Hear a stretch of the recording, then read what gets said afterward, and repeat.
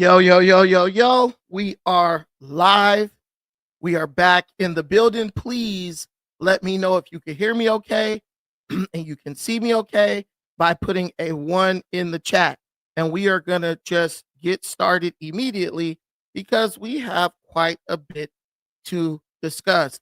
First, we have to talk about Donald Trump, President of the United States, putting up absolutely incredible numbers as we see that there have been 0 murders and 300 arrests in the city of Memphis since Donald Trump made the wise decision to fight the Democrat elite that is running the crime ridden city of Memphis by sending the National Guard into that city to help enforce the law. While the Democrats cry foul, call Donald Trump a dictator, say that he is nothing more than a Nazi, we actually see that the citizens of Memphis are celebrating Donald Trump, giving them the help they so desperately begged for. We have a serious issue in this country where you have Democrat leadership going against the will of their people and their constituents, but calling Donald Trump the dictator, the Nazi, calling him Hitler, saying that he is someone who seeks to be a emperor or a king and doesn't respect democracy or the United States Constitution. When the founding fathers went to war with the British and established the United States of America in 1776 as 13 colonies, right? They were fighting against taxation without representation. For these men, George Washington, Benjamin Franklin, Thomas Jefferson, and the like, Thomas Paine, he wasn't one of the founding fathers, but he was very critical with the when it comes to the motivational aspect for the Revolutionary War. Representation was everything to them. They didn't need to be in charge. They didn't need power, so to speak. They didn't need wealth or riches. But what they did need was for someone who represents them to have a seat at the table. And that is why America is a republic. But more importantly, it is a representative democracy, meaning that the person who represents you, who you choose to represent you, has a say in what happens to you. But what do you do when the person that you've chosen to represent you no longer represents you?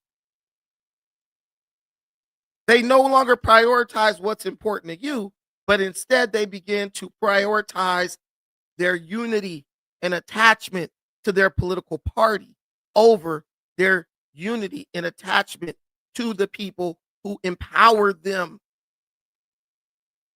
to represent that constituency. This is what we're dealing with in Memphis, Tennessee, where we have congressmen and senators who listen to their people, tell them what they want, but they ignore what their people want, and they operate in the best interest of their political party. That is a problem. That is a huge problem, and is getting out of hand. There's a congressman there's a Tennessee state legislator by the name of Justin Pearson. Not too long ago, Justin Pearson was kicked out of the Tennessee state legislature for leading a protest into the House of the Tennessee state legislature in the name of stopping gun violence, right? He basically wanted to take away the citizens of Tennessee's Second Amendment. It was after the transgender shot up a school, and instead of focusing on the true culprit behind that, which was mental health and uh identity displacement psychosis, they chose to attack the right to gun ownership of law-abiding citizens. This is what they always do. So he was kicked out for basically engaging in a treasonous act. He was later reinstated, and now he has become the face of the defenders of the crime and criminals that plague Tennessee today, and sounding absolutely ignorant, bashing Donald Trump while his constituents begged Donald Trump to send the National Guard in because they are at their wits' end. They are desperate for somebody to come in and put an end to this crime. And Trump did exactly that. I'm gonna let you listen to this idiot talk to what's this lady with the red hair? She used to work at MSNBC, but then she quit.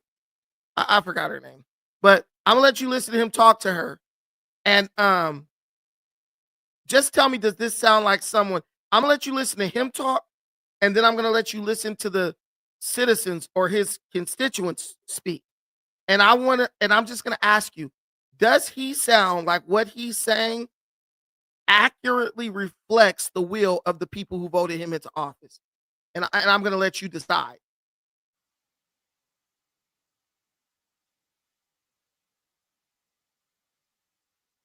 Administration toward. Hold on, let me rewind a little bit. In Memphis are disappointed, angry, frustrated with the continuation of the abuse of power by this administration toward his own authoritarian aims. And it is nothing. So he says in his first statement that the people of Memphis are angry and frustrated at Donald Trump's abuse of power. This is what he says. The people of Memphis, all the crime and mess happening in Memphis, they're not worried about getting robbed and carjacked and shot. They're more worried about Donald Trump's abuse of power, even though Tennessee went red this election. No, I think if someone's shooting at me and I can't go to the damn gas station without getting robbed, yeah, guys, I think I'm more worried about that than Donald Trump's alleged abuse of power. I'm sorry. I'm going out on a limb here. I might be going out on a limb, but I think I'm more worried about getting shot on my way to the grocery store than I'm worried about Donald Trump abusing power, because we live in a system of checks and balances where Donald Trump's power is not absolute. Let's keep going. I don't like this Pearson guy. More than using our city as a white supremacist ploy to ensure that his base stays riled up and does not pay attention to the reality of the facts in our city and cities across the country, which is that the federal government is not investing in our cities. What the? A person is 4 times more likely to be murdered in Memphis, Tennessee today than in Mexico City. It's been, and you know, Mexico City is not a cakewalk. It's been overrun with carjackings, robberies, shootings, and killings. The heart of Tennessee in the city of Memphis once.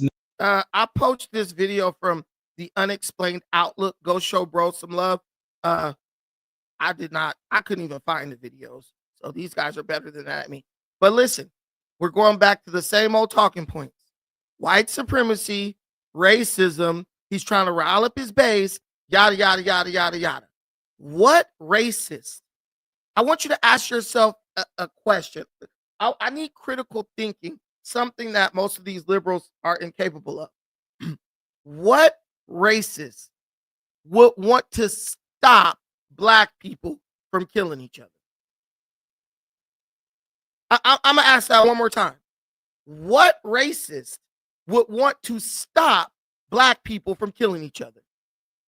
The Klan is on record saying we don't got to kill black people no more. All we got to do is sit back and watch them kill each other. Why would a racist send the National Guard in to stop black folks from killing and robbing each other?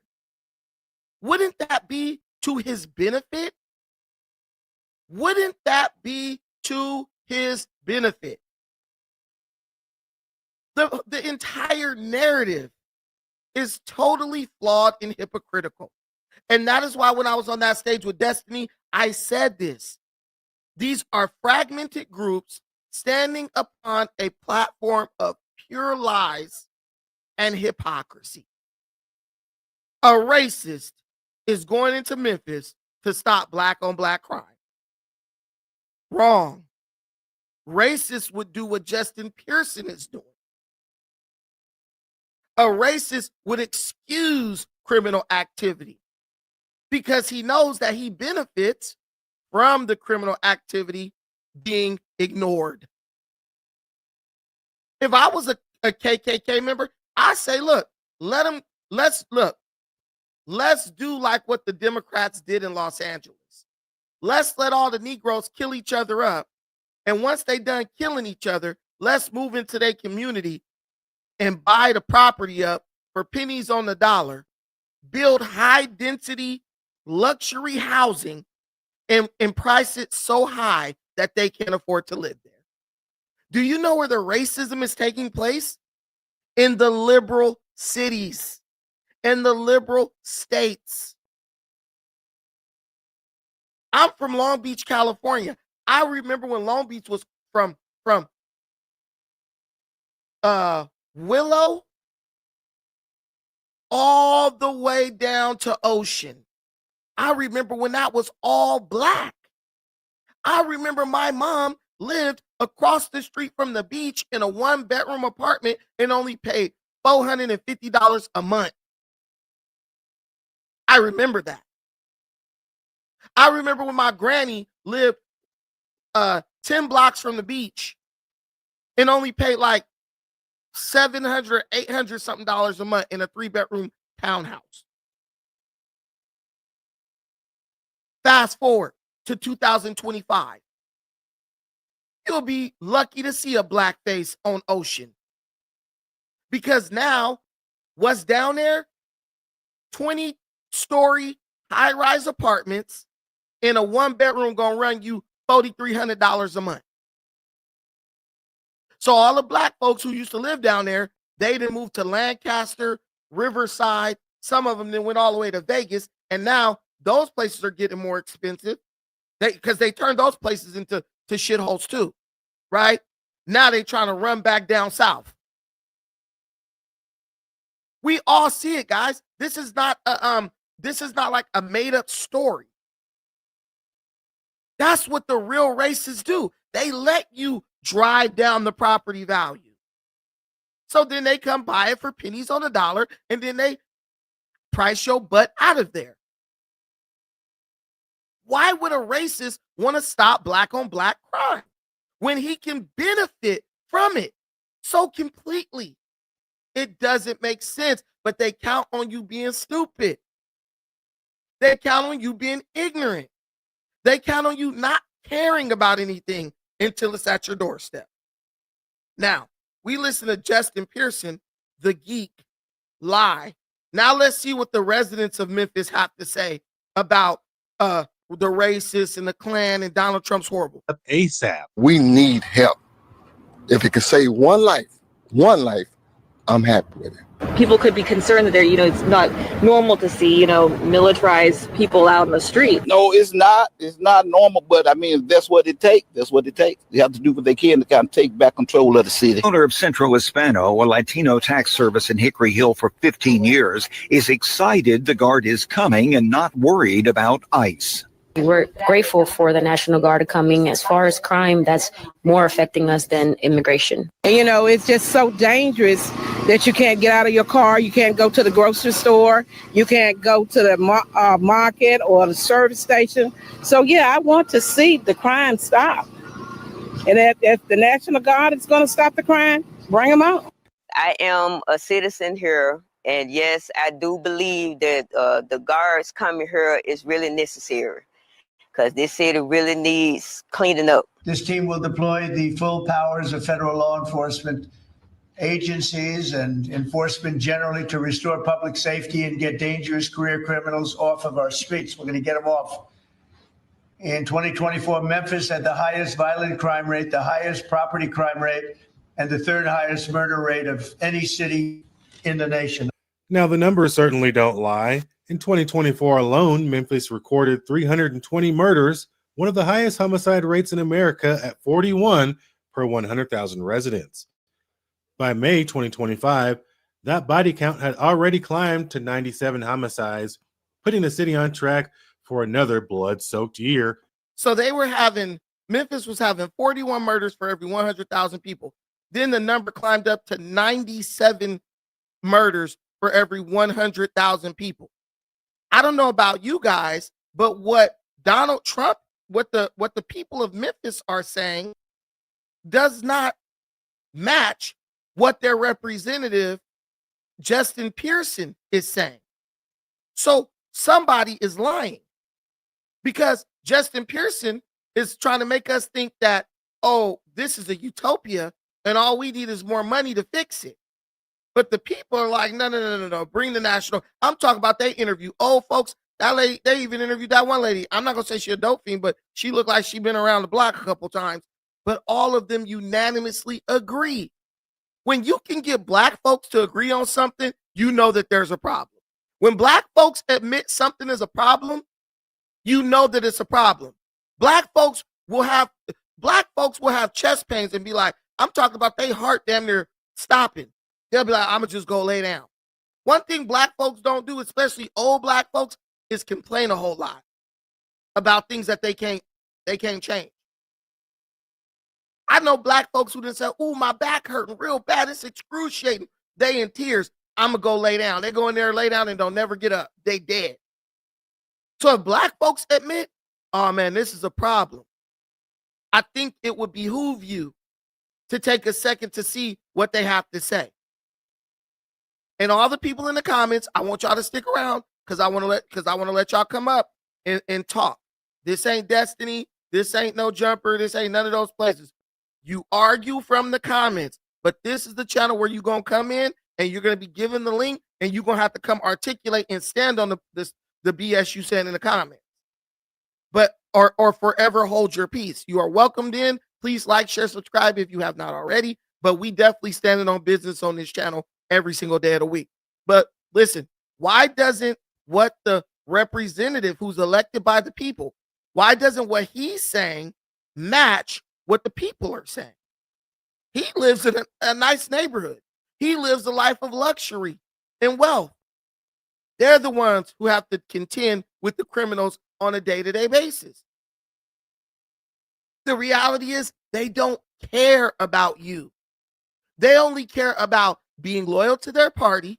So when they decide to jump up the political ladder, they will be able to get those DNC, Democrat National Convention dollars to fund their campaign. That's all they care about. They don't care about you because you don't have enough money to propel them up the political ladder. So they're loyal to the people who will finance their ascent to the upper echelon of American politics.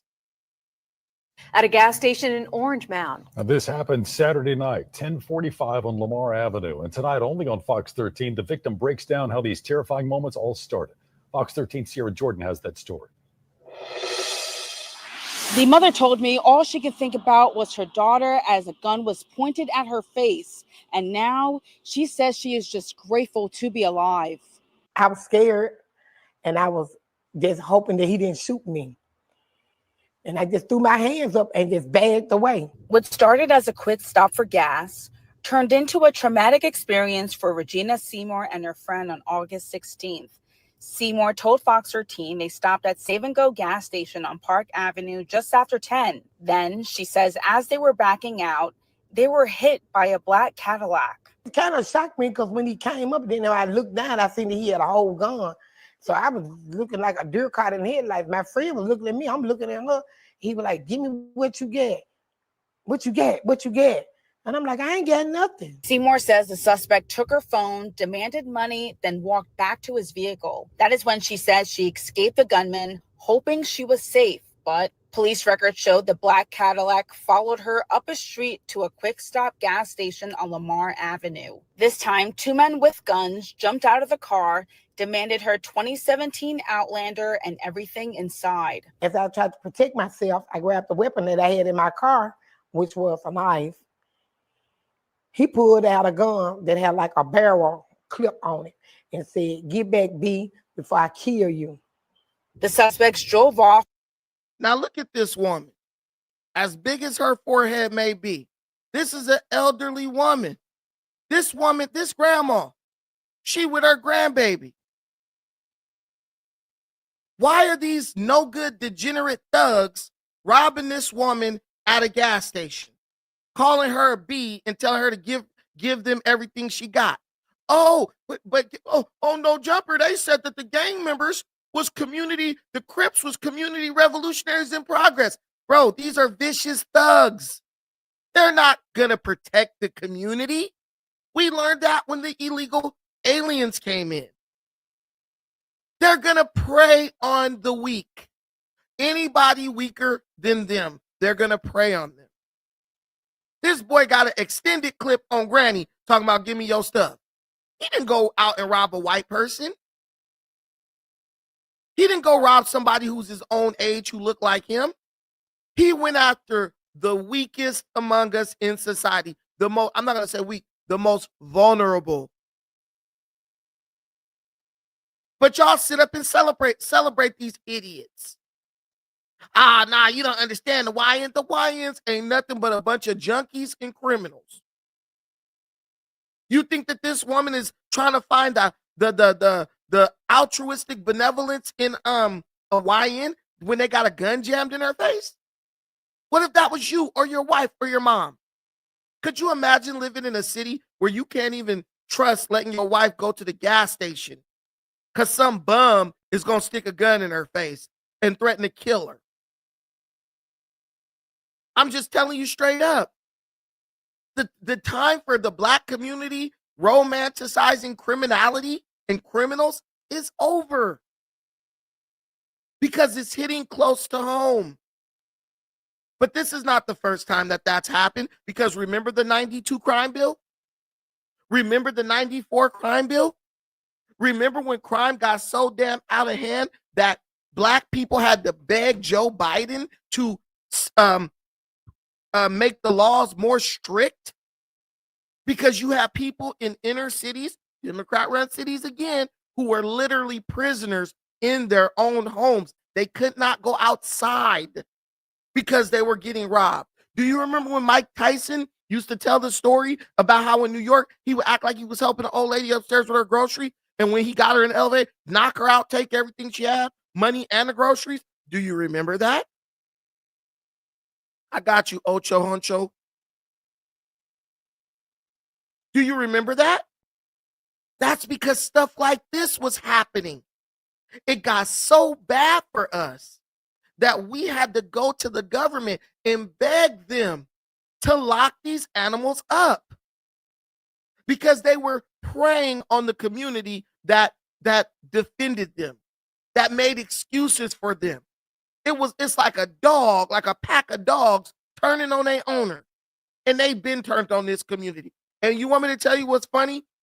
A lot of people won't believe that African Americans actually went to the government and begged for the 3 strikes law in the 92 and 94 crime bill. But I want you to listen to what this poor old dear lady says at the end of this clip and tell me if this don't sound just like how those folks must have sounded when they went to the government and said, nah, you're going to have to put these Negroes in jail for life. I'm telling you, we are getting to the point where black people are about to start demanding the death penalty again. I've been saying it. We got to bring back the death penalty because these wild animals, they don't respect nothing but a threat to their own life. And the only reason I know that is because when the ops come and shoot at them, they run. They don't even have the decency to understand that if they let the op delete them, that will probably be a benefit to the community. Listen to what this lady say. It hurts me to hear this lady say this because I know in her heart, you know, she's a grandmother, so she has love for people. But for her to say this you know that she's at her wit's end. Whip on it and said, "Get back, B, before I kill you."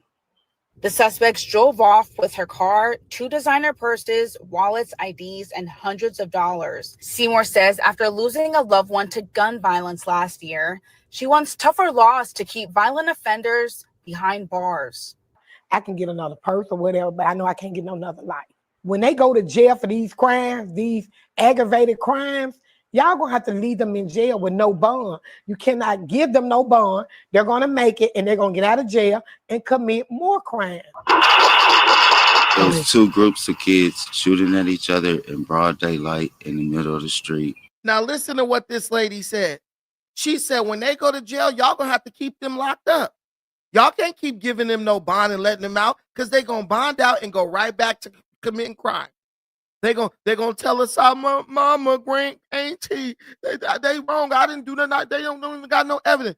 They gonna feel sorry for these monkeys and let them out, or they gonna do the cashless bail because of racism, right? And they're gonna be out in the street. They're gonna be just like that boy in New York who was out of jail who got released on bond for a armed robbery the day before, and the next day he was in the subway fighting with 2 police officers.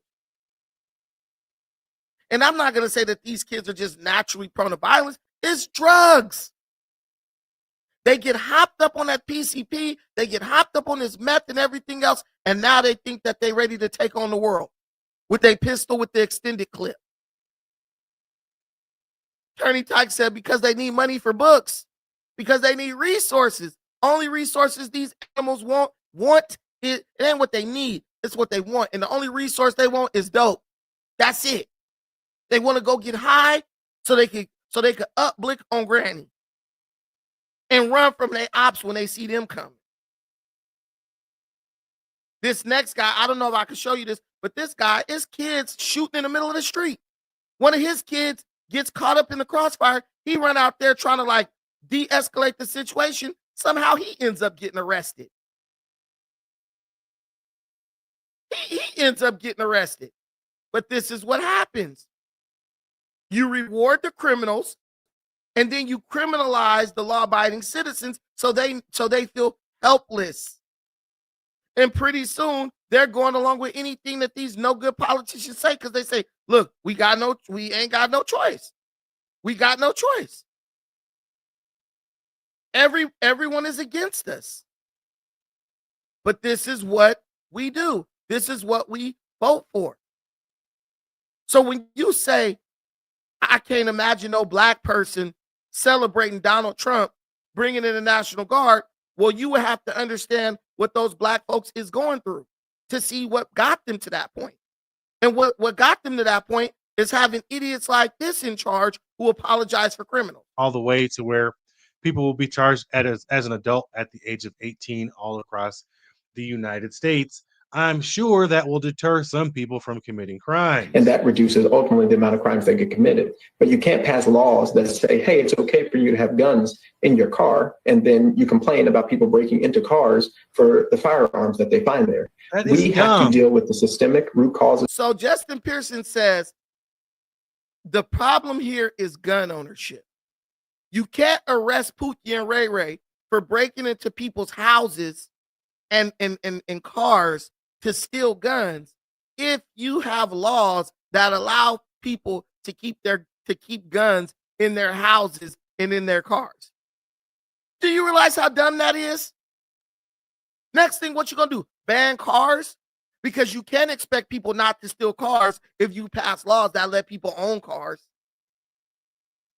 This is the dumbest thing ever.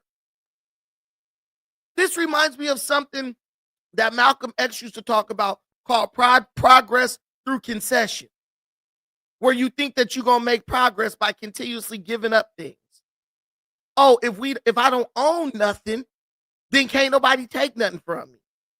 If I walk around with $0 in my pockets, the criminals will eventually realize nobody has any money, so it's no point to rob them.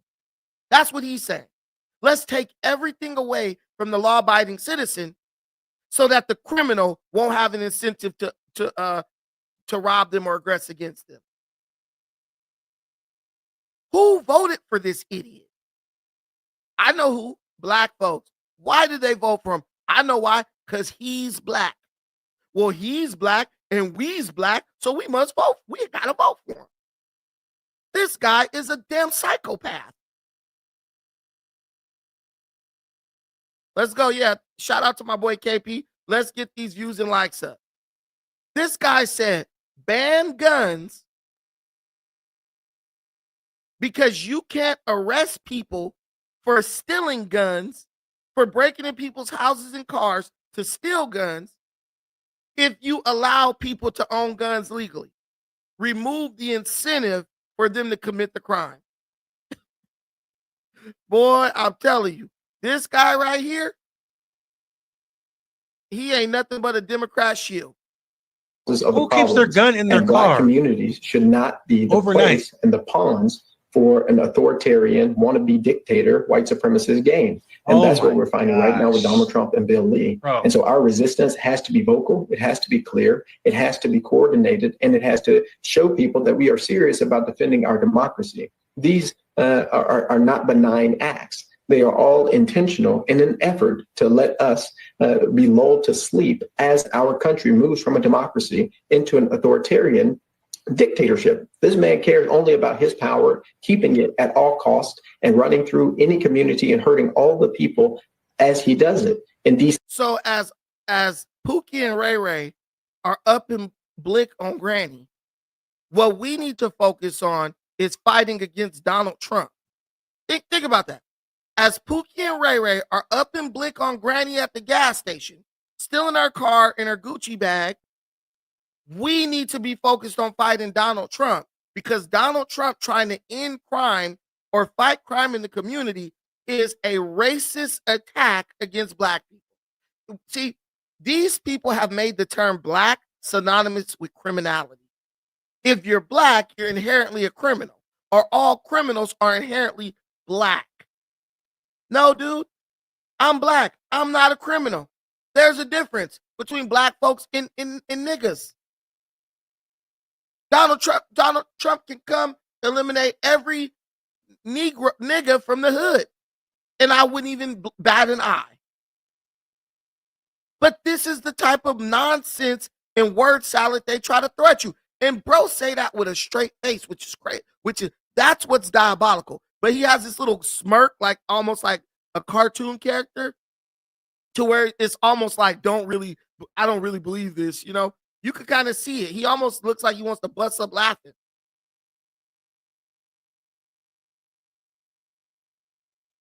But this is what they want. They want Black to become synonymous with criminality, victimhood, virtue signaling, poverty, and everything else. And they're going to do everything in their power to make it like that. See, they brought the National Guard, but you know also who came? ICE.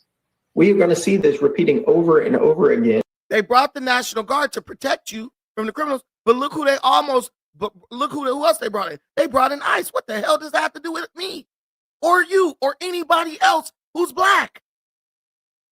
ICE ain't taking me nowhere. ICE ain't worried about me. A Black person could walk through a ocean of ICE agents like Jesus. They wouldn't even bother him. Soon as he turned, hey, bro, hey, cuz, what your name is? The ICE gonna leave him alone. They know you. The world knows who you are, Black folks. All this, no. I went to Mexico this one time. I was in Tijuana, right? So I went, it was a couple of Mexican homies and a bunch of our Black homies. We go through, right? We on the way back. You gotta walk through these like checkpoints. Bro, we walking through the checkpoint, right? They stopped all the Mexican homies. All of us Black dudes, we over there talking and shit while we walk through.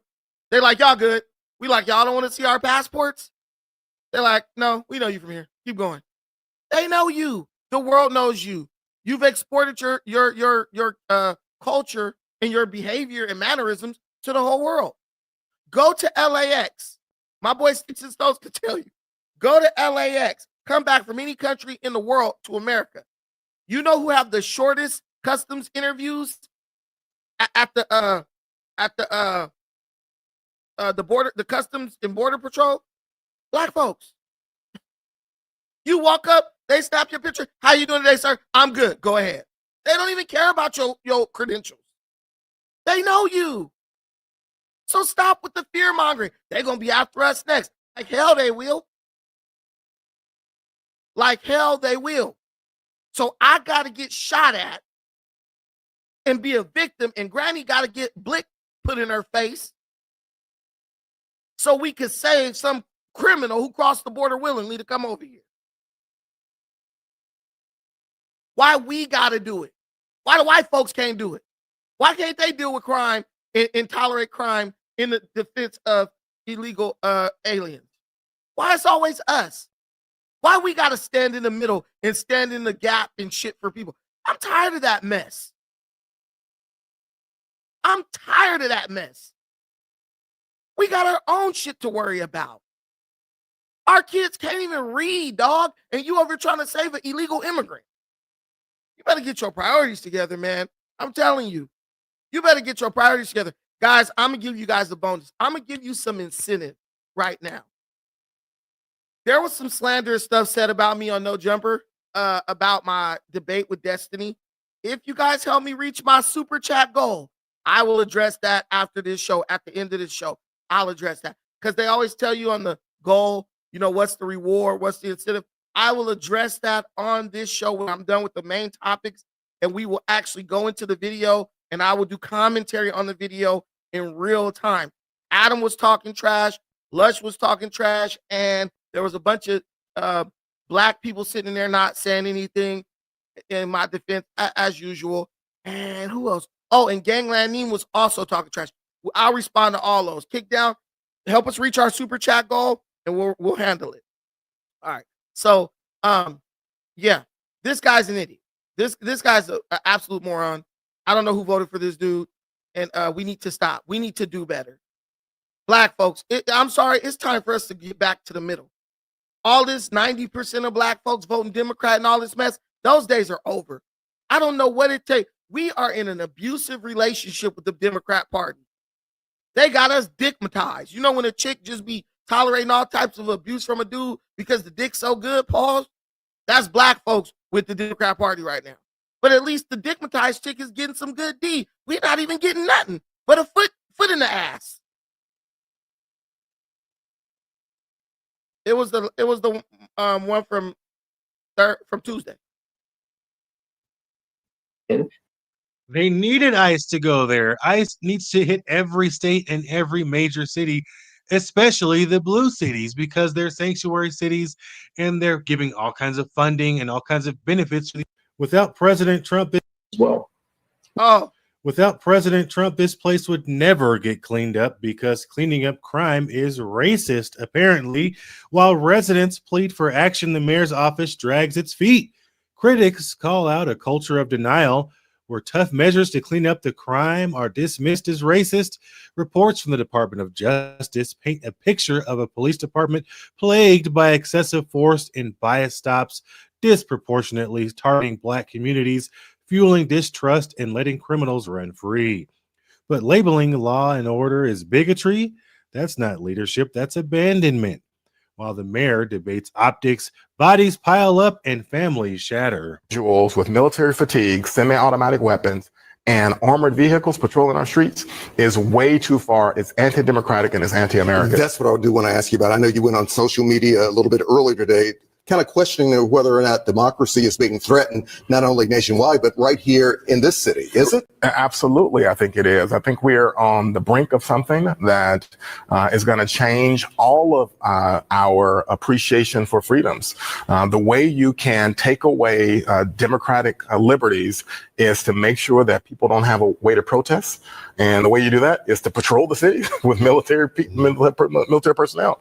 The other way is you stifle the military in such a way that the military begins to comply, even when the orders are unlawful. And we just saw that with respect to the Venezuelan shooting, where Donald Trump ordered the military personnel to just fire on people that had, that would have a normal expectation that they would be arrested for low-level drug smuggling. So zero crime is great. We all want zero crime. But America is about freedom and democracy, and we're going in the wrong direction. It's the Memphian mayor being tutored by Brandon Johnson. Is Paul Young following directly in the footsteps? So Paul Young, right, the mayor of Memphis, he just said that Trump is impeding democracy because he's not giving the people of Memphis the opportunity to protest against the National Guard, I guess, because he's putting the National Guard in the city. When do the National Guard stop protests? Do you guys remember LA? Do you guys remember LA? The National Guard was out there, and then people were still out there acting a damn fool. So, what is this guy talking about? He literally told a blatant lie, talking about the National Guard being in the city is preventing people from protesting. The National Guard only comes into the city to protect property. That's it. That's it. That's it.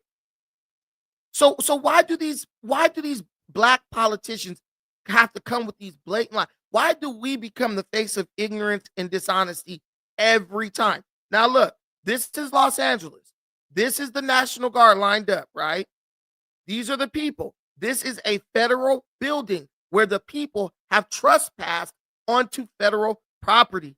Watch how ICE pushes them off of federal property and stands there quietly and lets them continue to act a fool, as long as you're not acting a fool on federal property. Get back. Get back. Push them back to the street.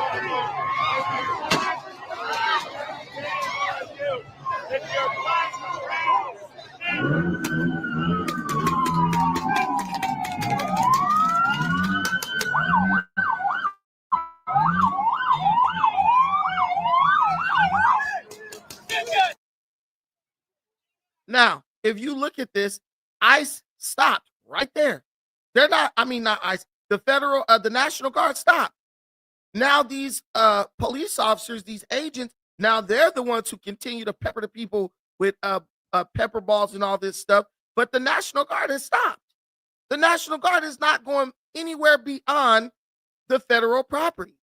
You're welcome to protest all you want to, but you cannot go onto federal property doing that, especially when it's a detention center.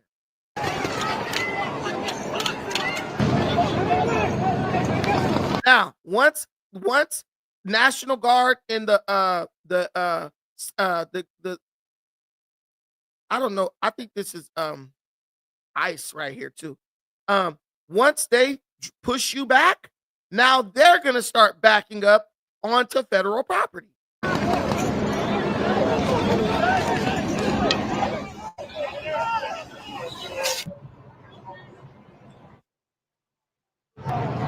And do you see? The people are still there.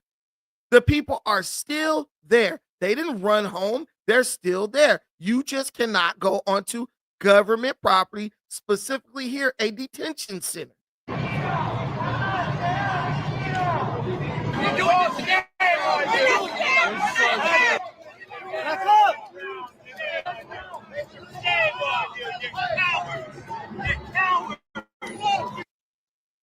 Now, so tell me, how did ICE or the National Guard prevent those people from protesting? There's just a line in the sand that you cannot cross. So how is the mayor lying, saying, "Oh man, they're preventing us from protesting because of National Guard"? No, fool. What's preventing you from protesting is everybody is scared to go outside because they don't want to get robbed on the way from the protest by Pookie, Ray Ray, Glocktavius, Raekwon, and Bonkeisha. Excuse me. God forbid they have to stop at a gas station to get some gas or put air in their tire on the way back from the protest, and Glocktavius roll up on them with Blick. That's what's stopping people from going outside. And now, guess what? Guess what?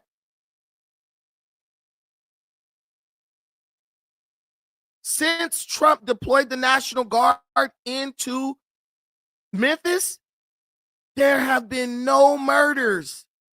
A city that was rampant with murder.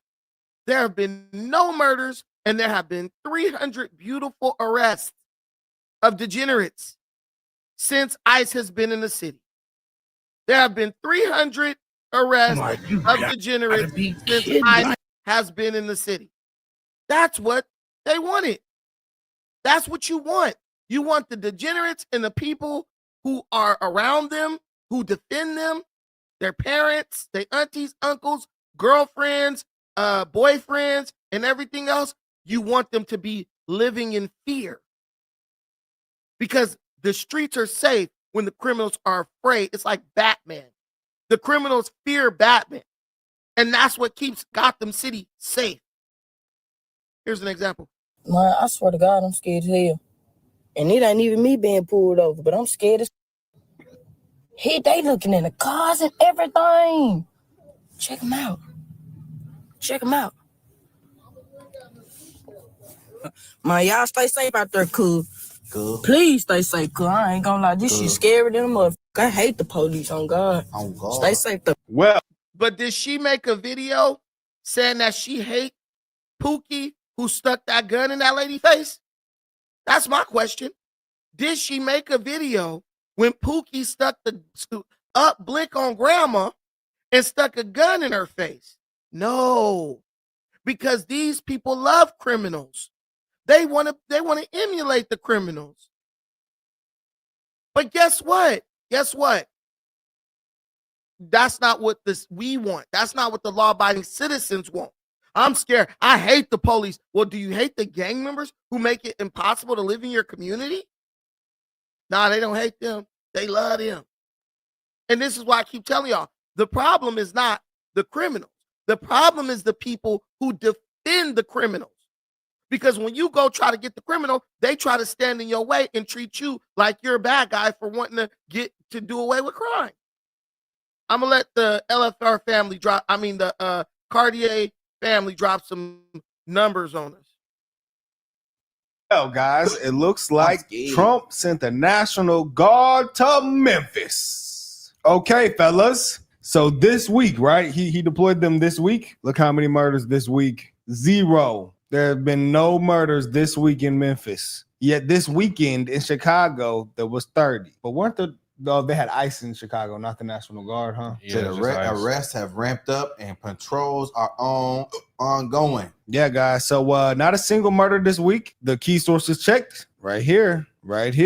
74 arrests, though. Well, the proof is in the pudding. If Black Lives Matter to you, we're happy about this. But yet y'all are protesting. They said that's the slave catcher. Oh, the slave. Catcher Freeman. They said the police.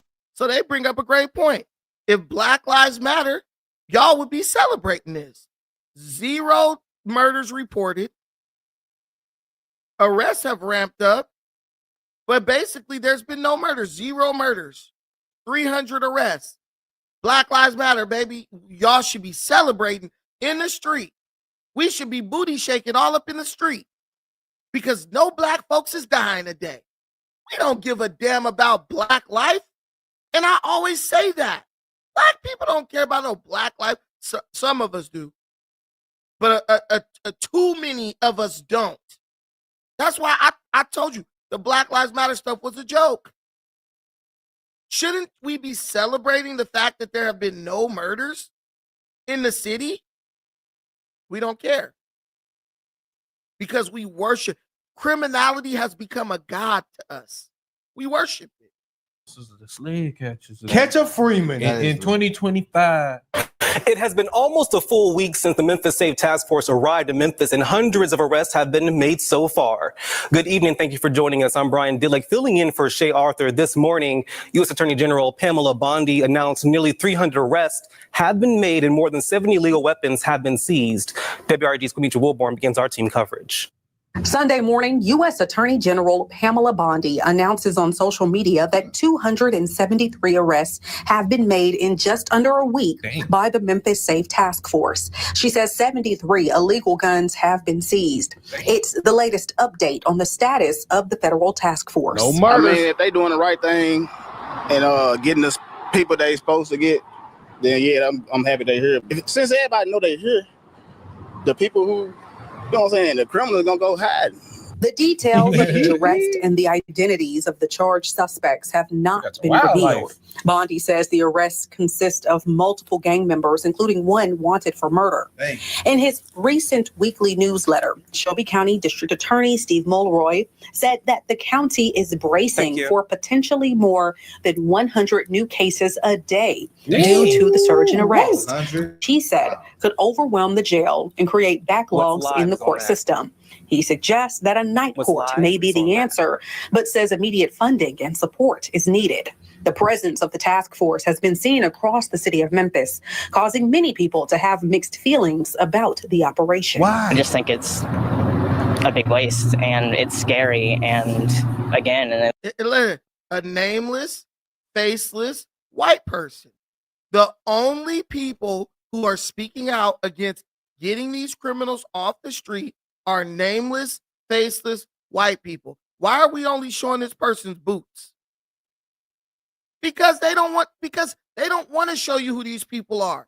Because you will quickly realize that the white liberal is the number one advocate for criminals in the black and crime in the black community. Yeah, let them tear the city up. Because you see that house that bro Granny got? I want that house. But right now that house is worth a smooth $800,000. But if I let Pookie keep killing up people on that street for the next 10 years, once his granny dropped dead and he continues to do crime, the price of the house gonna drop down to about $200,000 on a short sale, and I'm gonna be able to go in there and snatch up the whole block. It already happened in Detroit. If you don't believe me, go ask Anton Daniels and them. They let the crime go crazy to drive down property value. Then they come buy up all the property and price you out. And then the police all of a sudden will patrol the neighborhood again. Like, wait, y'all would never come before, but since Peggy Sue and Wilbur moved on the block, y'all patrolling this bitch y'all hitting the block every 30 minutes. That's what they do. That's what they do. if they want to address crime or anything like that, they need to address the root of the problem, and sitting the guard or the feds or anything like that, it's not going to do that. Others say they're doing their part to just stay clear of any trouble. I got paper tags on my truck, so I be driving somebody that's legit. Man, I'm a roofer, and I ain't gonna do nothing. I ain't doing nothing bad, but if they see my paper tag, that's my. Reporting for news leader Mitchell Wilborn, WREG News, Channel 3. Well, get them tags changed, brother, and you should be good. Do Black Lives Matter? Yes. Well, if they matter and no one's dying and Black lives are being saved, this should be a win. What's all the ruckus? Well, it's BS. That's why you can build a suit like the Cartier family. They don't really know a lot about politics, but they have common sense, and they're crushing it on YouTube because people are the world has descended into ignorance, willful ignorance. So now to hear common sense perspective is refreshing now. People search the internet. Ocho Huncho, I got you. I saw your first Cash App. I got you. I'm gonna still acknowledge it and everything. But if you Cash App, bro, I'll read your comments that you put in the chat if you want something to be highlighted. But yeah, so common sense is now refreshing. What a sad day. Back in the day, you couldn't start no YouTube channel on speaking common sense. People were like, duh. You're preaching to the choir. Thank you, Captain Obvious. Now, this is like a Sunday sermon. Well, people going to make the argument that it's more black people getting, so they're going to say now we're getting disproportionately in prison. Watch, it's going to come out. By ICE says 3 individuals supports people. Crime, you do the time. This is America. That's what happens. Do Black Lives Matter or not? If they matter to you, you happy about this. They matter to me. An organization that supports people affected by ICE says 3 individuals were detained here at the Lion Mart in Hickory Hill Wednesday night. Members of V901 say now they have concerns about racial profiling. Are these people black? 3 people were detained by ICE. It's an organization that protects illegal immigrants. But do you notice how they play this game where in one instance they'll mention color and it's all about racism, and then in the next instance they'll purposely omit what the person's race is? They're trying to mix your struggle with the struggle of other groups. and I don't mean other like groups along the lines of race. I mean other groups along the lines of elite of criminality. Why does black have to become tied to illegal alien criminality? I don't want to be tied to that. All the graping and stuff that these fools is doing. They got you lumped in a category with a bunch of criminals from El Salvador. And some of us are so dumb, we sit up there, yeah, that our struggle is. I have nothing in common with a mentally unstable person from El Salvador. Why do they keep trying to put me in the same box as that person? They don't respect you. They don't respect your identity because you constantly let them play in your face. And that is not something that we will stand for. And I'm sorry. Who's we, bitch? I don't know this hoe. I don't know her. Why are they trying to lump whatever she's dealing with in with what my people go through? I don't know this chick. I don't know nobody. Listen, do you see this grade A, whatever this hair grade is? That right there means we are not the same. I don't know you. Why are you even being discussed in the same conversation as black Memphis, what is it, Memphians?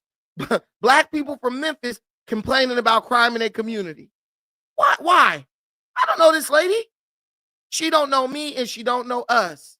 But that's what they want to do. They're going to piggyback on your stuff until they get the upper hand, and then they forget about you. Happened in civil rights and every other movement. Happened in the unions. Happening every day on your job all over America. They just use you, ride you like a damn horse until they get to where they want to be, till they get positioning, and then they kick you to the side and act like they don't know you. They know the game and how it goes and how it's played. But fool me once, shame on me. Fool me once, shame on you. Fool me twice, 3 times, 4 times, 5 times, 6 times, 7 times, 8 times, 9 times, 10 times, shame on me. And I'm tired of being shamed. We won't tolerate that. Okay, we'll go over there with that. Pretty livid right now. I'm pretty livid. Frustration. That's the message. I just said that. That's what's going to be the outrage. I'm pretty livid. Frustration. That's the message members of V901 are expressing to Memphians. They are flooding impoverished black and brown neighborhoods and doing mass pullovers for either no reason or for the lowest level issues like a broken taillight. ABC 24 obtained video that appears to show federal agents, including FBI and ICE, detaining 3 individuals outside a Limemart gas station in Hickory Hill near Winchester and Perkins Road. At this time, we have not confirmed the identities of those detained or the origin of the investigation. For what? What were they pulled over for? For looking Hispanic. And that. See, but she ain't worried about black folks. They're pulled over for looking Hispanic. They won't even mention the black folks who got pulled over because you are just the dog that they ride in on.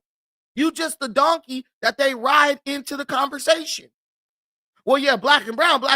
And then when they get in at the table, it's all about brown. It ain't about no black. If she want to talk about discrimination, why don't she go to these prisons where the Southsiders is trying to stab black people up and preach some black and brown over there? She'll never do it because it becomes about numero uno.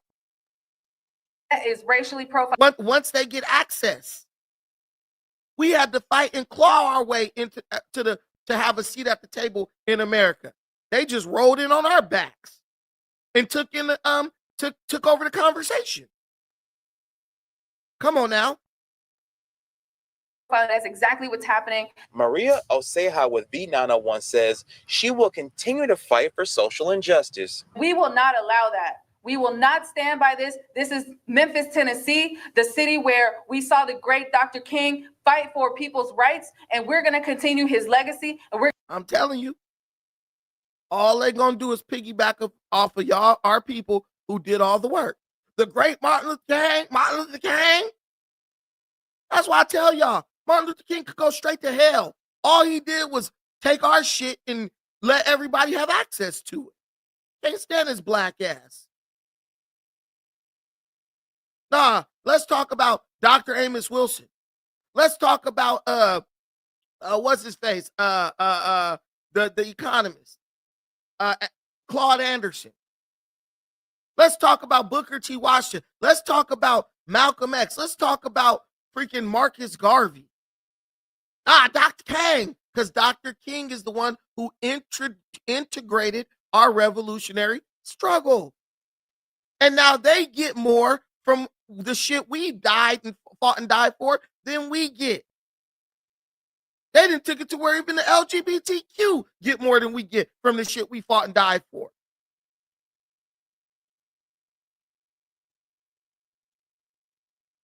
I'm telling you. We're going to continue following in his footsteps. Targeting violent offenders who pose a threat to public safety. I didn't appreciate her trying to exploit Dr. King's message for the rights of illegal immigrants. I don't think Dr. King would be fighting for illegal immigrants. And he wouldn't be fighting for murderers. He for sure. Nah, Dr. King, what they do is, Dr. King at one point marched with the migrant farm workers.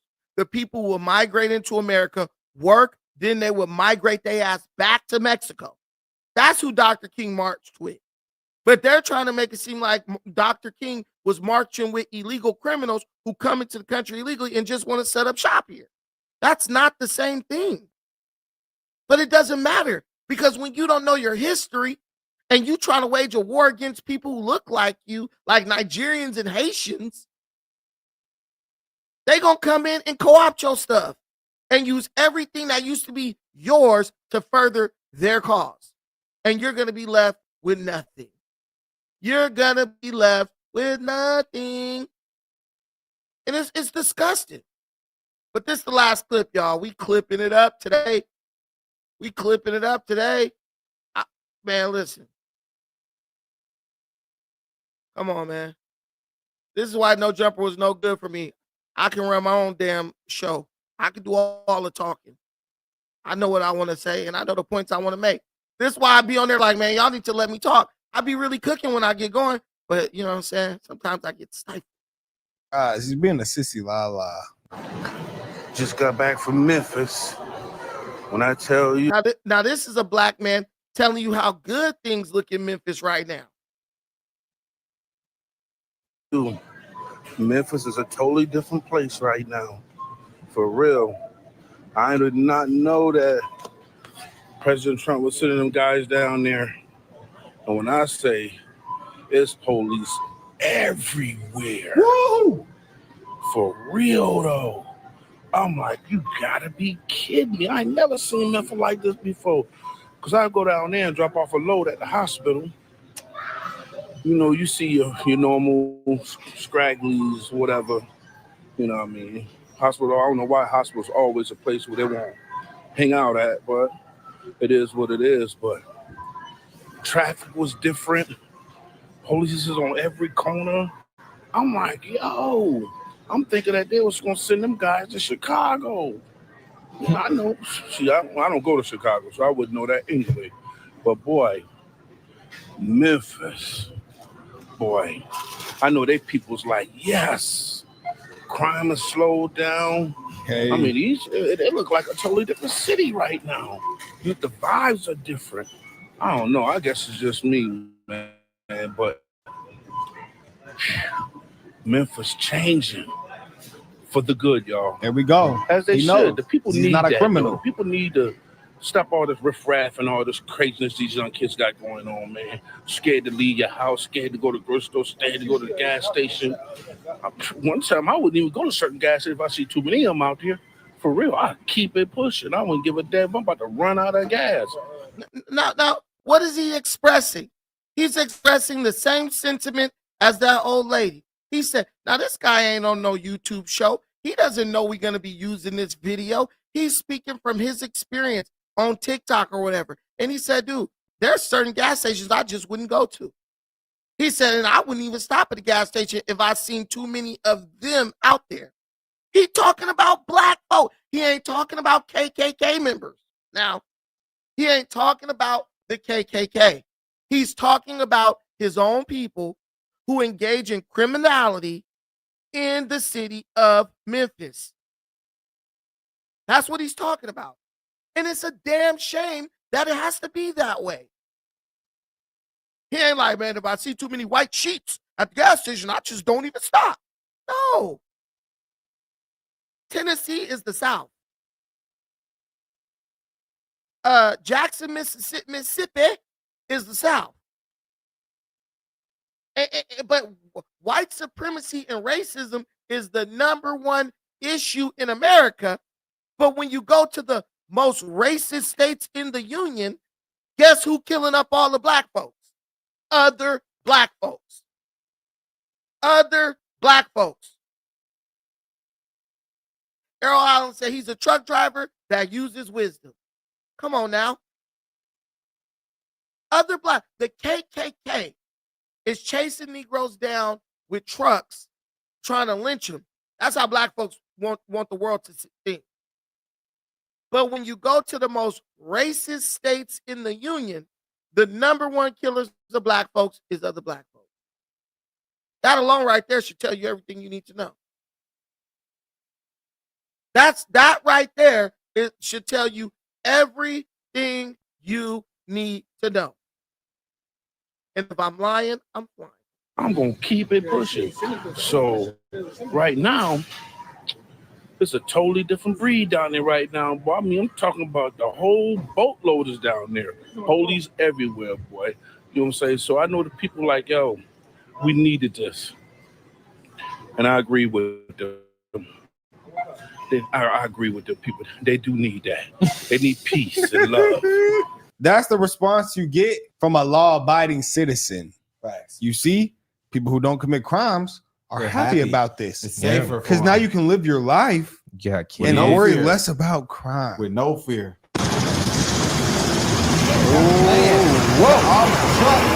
Oh yeah, baby. Yeah, you see that? You gonna say, "Well, I ain't committing no more crimes," but I see that one. What would these boys not do? So they stole 2 tanks and riding That's around like the one of us sitting neighborhood. outside. What would they not do? What was they thinking? I say again, allegedly, there's been reports that 2 tanks in Memphis, Tennessee has been There stolen. can't be no Now, way. whoever left the keys inside the tank is I either thought this finna was get old. demoted or Yeah, just they didn't fired. leave no tank. They didn't leave no tanks. There's no way. That is ridiculous. Black people believe anything with big words on it. Y'all, The demon Yeah, of that's propaganda. That's some stuff from some years ago. I think that was like 10 years ago. I'm like, yeah, but that's what they do. I think, man, they got to pass some type of law about dishonesty on YouTube, on social media, because these little YouTubers, they get out of hand with these lies, this misinformation. I'm not saying they shouldn't be able to practice free speech, but it's like, the label you got to put on something when it's AI now. They need to do something like that when the person is about to be doing satire or something, because it ain't no point of just lying like that. You blatantly lying, and you're fear mongering. You're fear mongering people, and when people are afraid, ain't no telling what they might do. I hate that. I don't like that. That's allowed. I really don't.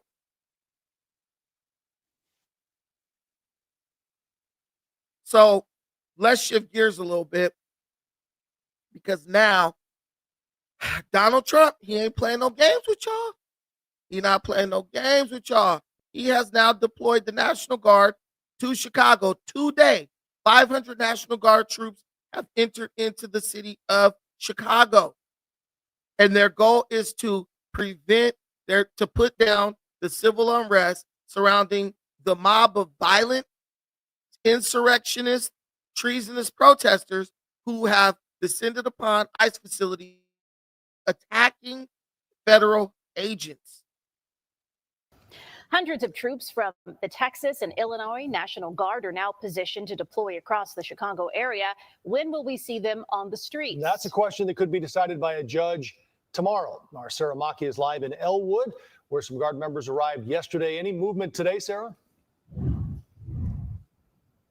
Well, guys, we do have just a handful of protesters out here right now, but we have seen very little movement otherwise, and that might be because leaders are waiting. Hold on real quick. Before we get into this, please let me address this comment. I love when people say stuff like this. I can bet anything that if blacks had money and everything handed down to them by family, there would be a lot less crime. Crime comes from people needing to feed their families. See, Zeb Bates, what this shows is that you don't even know your own people. If you're black, Zeb, if you're black, you don't know anything about black people. Black people have money.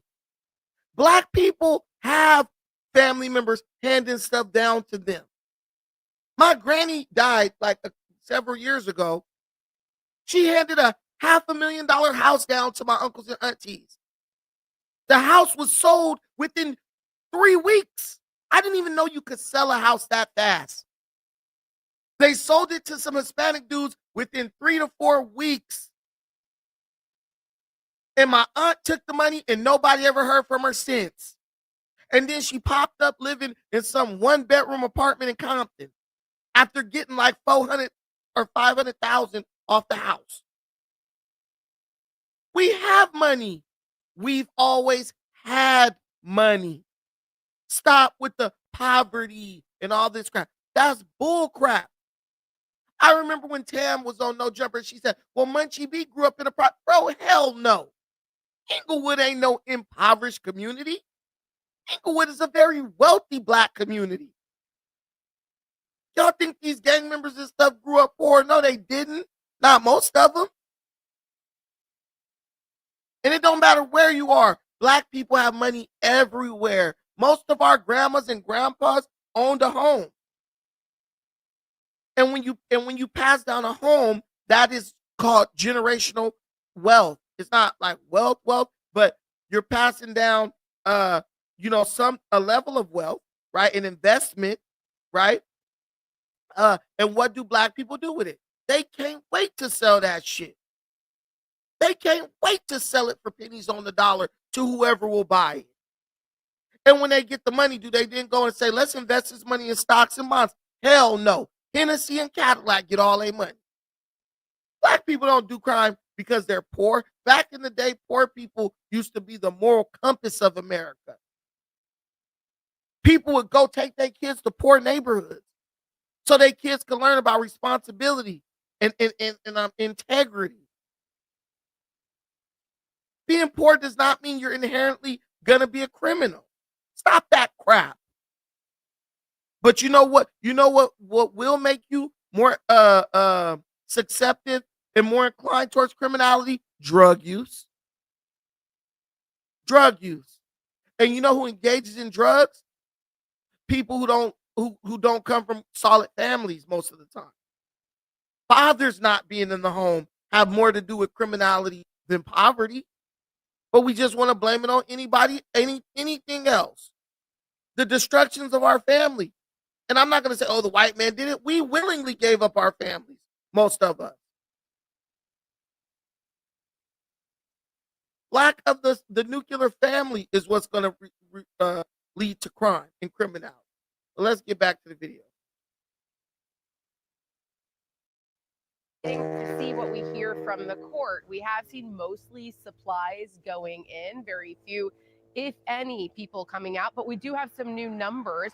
We now know that there are 200 troops here from Texas, another 300 for the state of Illinois, and they are told that they will at least be spending 60 days on this deployment. Our cameras were rolling as crews put up privacy screens along the interior of the existing fence line at the Army Reserve Training Facility southwest of Chicago. One of the few signs of the National Guard members now staging inside while they wait to hear from a federal judge. The city, county, and state of Illinois trying to block their deployment. It details why this motion for temporary restraining order should be granted as a practical matter, because it talks about the problems that things are being caused by witnesses not coming to court, defendants not showing up for court dates, domestic violence victims being scared to go to court. Our legal analyst, Irv Miller, says it is likely the troops have not been stationed around Chicago yet while they wait on the judge's decision. Absolutely. I mean, the judge didn't explicitly state that they couldn't come into the city, but I think if you read between the lines as to what she was saying, that it probably would be a good idea if everybody waited till she made the decision on Thursday to decide what they're going to actually do. Miller tells us any decision will likely be appealed to a higher court. 100%. These judges are activists. These are Biden, these are Obama appointed judges.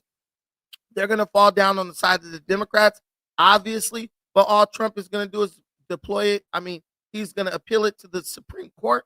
The Supreme Court will overrule it because he has the authority to do it based on the Insurrection Act.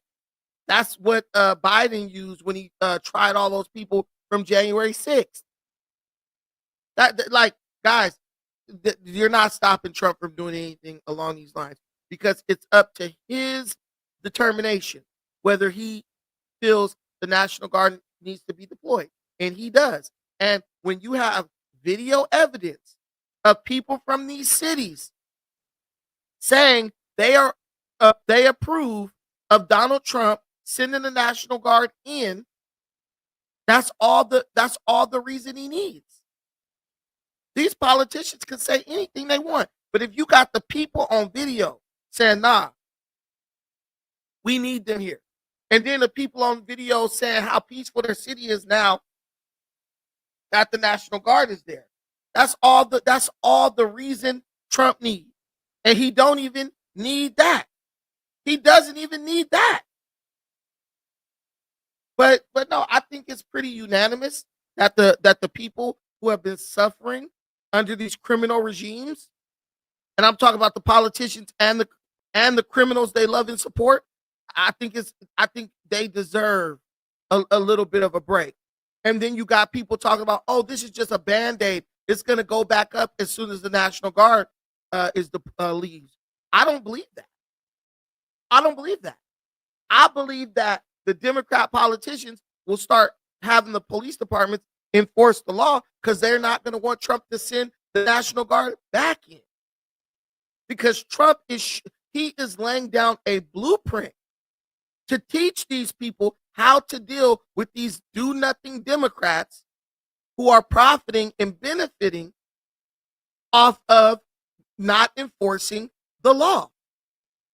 And the one thing in politics, you don't want to look weak.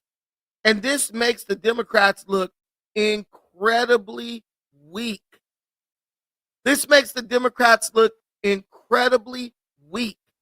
And nobody in politics wants to look weak. They'll start enforcing the law. Trust me. So President Trump suggesting, regardless of the decision, he may send in the troops, invoking the Insurrection Act, sending them to guard federal properties, some of which have been the sites of recent protests. President Trump invoking the Insurrection Act would be terrible. It would be illegal and unconstitutional because there is no basis in law for his invasion with these troops from Texas into the state of Illinois. He is not making life any better for our state, and he's not making it any safer. This is the biggest group of demonstrators we have seen thus far. We have seen people on both sides of this issue come out at different points. We could expect to hear from the judge as early as tomorrow morning. From Elwood, Sarah Maki, CBS News, Chicago. Sarah, thank you.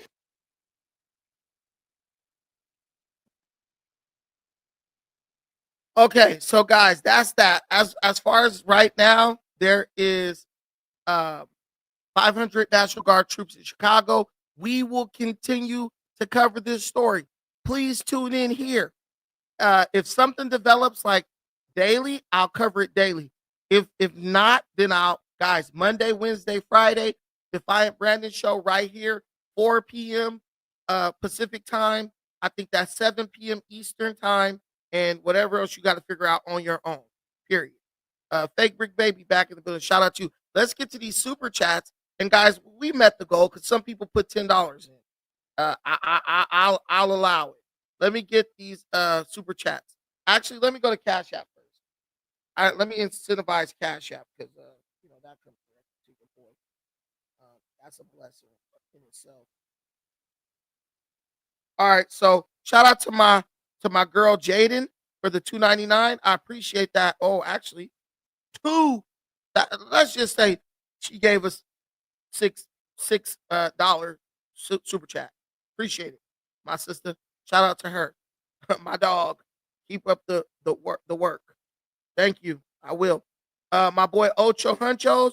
Shout out to you for the $5 holler in the Cash App and another $2 holler in the Cash App. Support. Thank you, my brother. I appreciate that. Good podcasting. I appreciate you, my guy. I'm up right now. We upping, but we up in the dough, but we ain't up in blick on granny. Okay, I like the YNs. Thank y'all. I appreciate all of you who contributed through the Cash App. Let's get to these super chats. Sticks and Stones LA, salute to my bro. Keep doing your stuff. Thank you, my brother. My day one brother up in this building. Run up a check, $10 holler. Shout out Brandon. We like souls. My only disagreement is Pan-Africanism, but we agree more than we disagree, and I love you refuting BS on No Jumper. Keep fighting the good fight. Hey, we can agree to disagree, my brother. I appreciate the $10 holler, and Pan-Africanism is the least of our problems. Trust that. Believe that. You go to Africa and see one of them Kenyan maidens, you will be ready to raise the flag of Pan-Africanism in the bedroom. Luke Perry, my guy is, hey, he holding me accountable. But hey, bro, you said it was gonna be at this time, 4:00, Monday, Wednesday, and Friday. That's the schedule. 4 p.m. PST. It's supposed to be PDT now, but Pacific Standard Time. 7 p.m. your time. Times have changed. Rappers went from songs like Self-Destruction and We All in the Same Gang to trap music. Yeah, and they went to doing drugs. Rappers went from selling drugs to smoking them. I think that's a line from a song. Luke Perry again with the $10 holler. Shock G from Digital Underground. I'm in a rage. Other racists say we act like rats in a cage. I try to argue, but check it every night in the news. We proved the suckers right. Now I got the blues. Hey, quoting bars, spitting bars. Shock G was spitting straight vibranium because he saw it. What we do is so acute that even a child could recognize the hypocrisy and inconsistency in our rhetoric. And I'm not saying this because I want to like put black people down. A lot of people, you know, they think that that's why I'm doing that, but that's not the case. I'm doing it because if you don't know you have a problem, then there's no way for you to fix it. And a lot of people, if you talk to people, they'll be like, hey, nobody ever told me that. You know, you ever been around somebody who stink or got an odor or who breath stink? You be like, bro, your breath stinks. And they'll be like, hey, nobody ever told me. Maybe they just grew up in a house where everybody's breath was funky. Tony Tyke, my brother from another mother. No Jumper is a bunch of an 11 IQ show. Look, I'm not arguing with that. I'm not arguing. It's some intelligent people there, but they don't, let's just say they don't use it all the time. HJM, let's not down King because our mother smoked up his legacy. MLK, the greatest. I mean, I don't think he's the greatest, but I feel where you coming from, my brother. Thank you for the $5 holler. Zarth, my day one in the building. That's kinfolk right there. Kinfolk, sending my contributions. I don't care for Little Jumper. I just wanted to support the shout. Thank you, my brother. Black man, rising. Keep educating people who can educate people. I appreciate that, my brother. I appreciate that. Thank you so much for the $2 holler. All right, so I think we got all the super chat. If you send anything, let your boy know so I can get to it. Hey, Luke Perry, let's support conservative content. The conservative content is the real shit. That's why they don't like it. That's why they don't like it. We the only ones still telling the truth. And the truth hurts, as they say. So, you know, everybody got to try to come against us. It's all good. Okay. So, guys, we are going to talk a little bit about No Jumper. So share this if y'all want to Reddit, whatever. Recently, I had a debate with a certain debater, social media debater named Destiny. And I was invited to the show by Adam22. And I was very curious as to why he invited me to the show, paid my way, and really didn't seem interested in like making me debate Destiny or anything like that. But yesterday on the No Jumper Tuesday show, the topic came up about me in my debate with Destiny. And Adam, in true Adam fashion, revealed his hand. Now I'm starting to believe that he brought me to the event and encouraged me to debate Destiny, which I got paid to debate Destiny, spur of the moment. So there was no preparation. He kind of tries to paint the narrative like I lost in a debate to Destiny. And if you guys watch my breakdown of my debate with Destiny, or Steven, that's his real name, you will see that there's no way in hell anyone could say that I lost that debate. No way in hell. But what I'm going to do is something that a lot of people don't like to do. I'm going to do kind of like a review of a review. Because Gangland Meme, I'm going to dissipate 2 farts with one swipe. Gangland Meme, our resident no jumper journalist reporter, he is commenting on Adam trying to make it look like I lost the debate with Destiny. Hold on, guys. Hold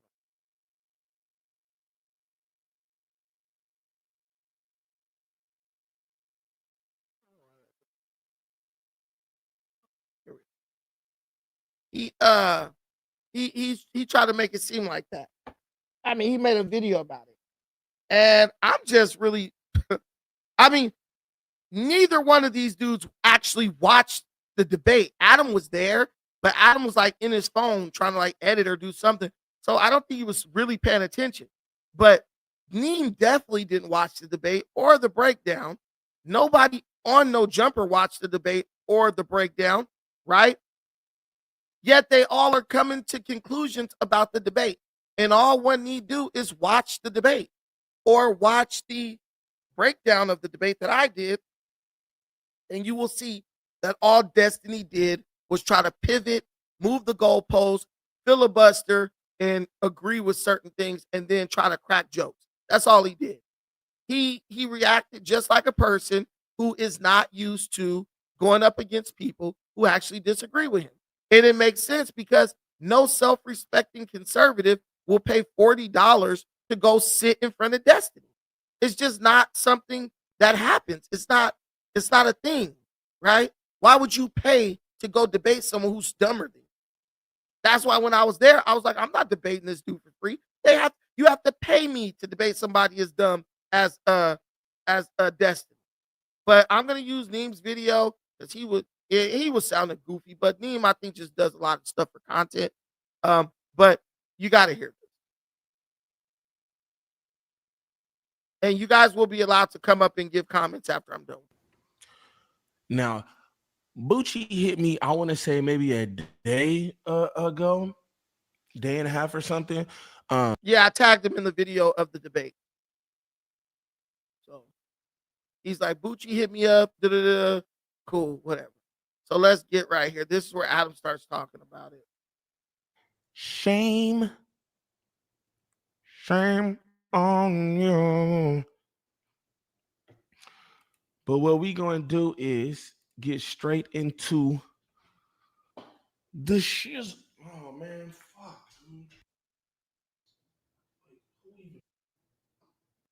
I'm not restarting this video neither. So on into everybody trapping on the block. All right, man, we gonna get it started. Progressive political Trump, the anti, and he basically extremely liberal. Got going, man. You know what I'm saying? Top of the morning. All right, man, we gonna get it started now. A couple of you guys probably not super familiar with Destiny. Destiny is an extremely liberal, progressive political guy.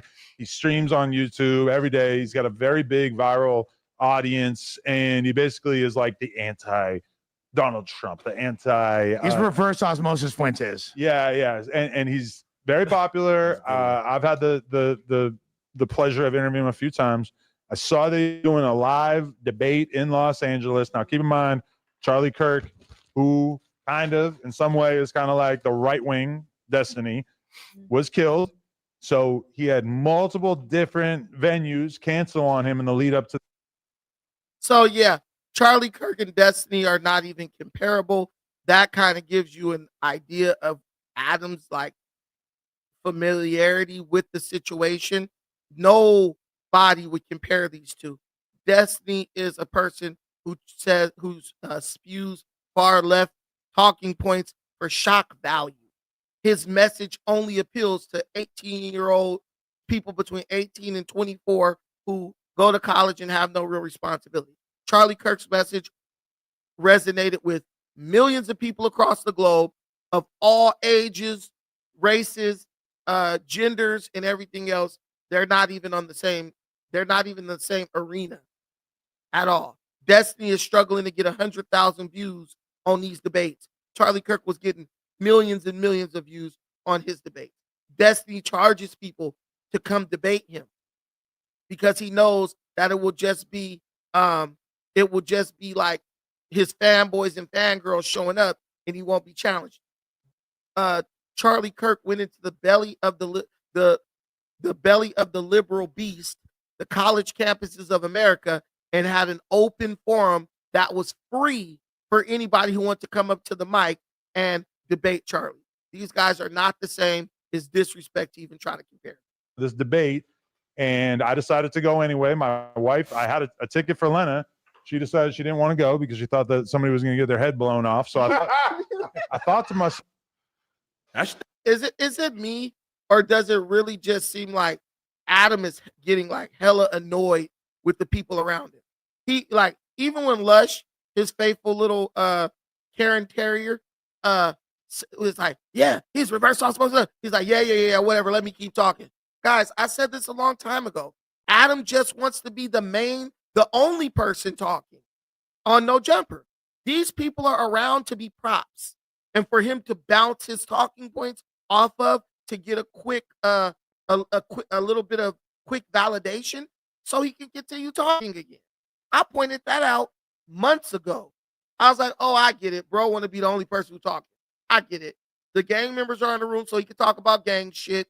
Tam's in the room because she's doing everything in her power to be Mrs. Agreeable, right? She's gonna agree with everything. And Lush is in the room being Lush, which is Adam's yes man. Lush is Adam's validation for the hip hop stuff. We've already established this, and I didn't watch this entire show, but the parts of it that I did watch is just them sitting there shutting up and bro just going off. He just running his mouth. That's okay. It's his show. It's his platform to do what he wants with it. But I don't want anybody to be fooled. Ain't funny. We ain't never seen nothing like that, bruh. Yeah. In there, Charlene get killed. Who am I going to bring? I hit up Brandon. I said, Brandon's the perfect person to bring. Traplo Ross also bought a ticket. So I go with Brandon. He shows up wearing a shirt that says Trump was right about everything. And I'm not going to lie, the event as a whole was pretty just because like everybody went up to debate him. Wait, this is fire. So Bucci was a guest. I thought he was doing a tour of Los Angeles to debate. So he sent that to me. I put that on my story, when in fact that wasn't the case. I'm not even mad at how he posed it though. Oh, Bucci takes LA, whatever. That's cool. So you went up there with Kiwi Head to get on stage and get marked out. So Neem is failing again at his journalistic efforts. First of all, I didn't go to the debate to get on stage. I told Adam, I am not getting on stage. I'm not debating. He said, no. Traplo Ross is going to be there. We just go up there because we just want to watch. We want to see what's up. When we got there, Adam was like, the New York Times tried to interview Adam. He was like, this is the guy you should be interviewing. So I did an interview with the New York Times. I go inside. I'm sitting at the table, listening. We had like this little table in the back. We laughing because it's funny, because it's whack. He even said that the event was crap. It was boring. So, I'm wearing the Trump was right about everything shirt. I was the only person in the building who actually disagreed with Destiny. So it made sense that his producer came over to me and was like, well, he's the guy who is actually running the whole thing Destiny is basically getting paid by this guy. The dude is like, man, I need you to go up on stage. He's basically like, dude, I need you to save my ass right now. I need you to save my ass right now because this show is bombing, right? I tell this guy, I'm not debating anybody for free. It wouldn't be right for me to tell Adam, I'm not coming up there because I need X amount of money and then turn around and do something for free for this dude. I'm not giving anybody any more free content except for myself. That's just the way it is. Unless you're an up-and-coming YouTuber, right? The dude says, I will pay you out of my own pocket right now if you get up on stage. So I say how much money I want. He would have to pay me in his spur of the moment. And it's like a 10-minute little short debate. So I'm like, all right, man. I said, man, I need like $100. 10 minutes. I got $100 for 10 minutes. Bro pulled the money out of his pocket, gave it to me. I said, all right, cool. When you need me to go? That was it. It was purely a money-driven thing, and that's why I got on stage. No preparation, no cell phone, no nothing. Everybody says Brandon's dumb. He doesn't know nothing without ChatGPT. I jumped up there with nothing.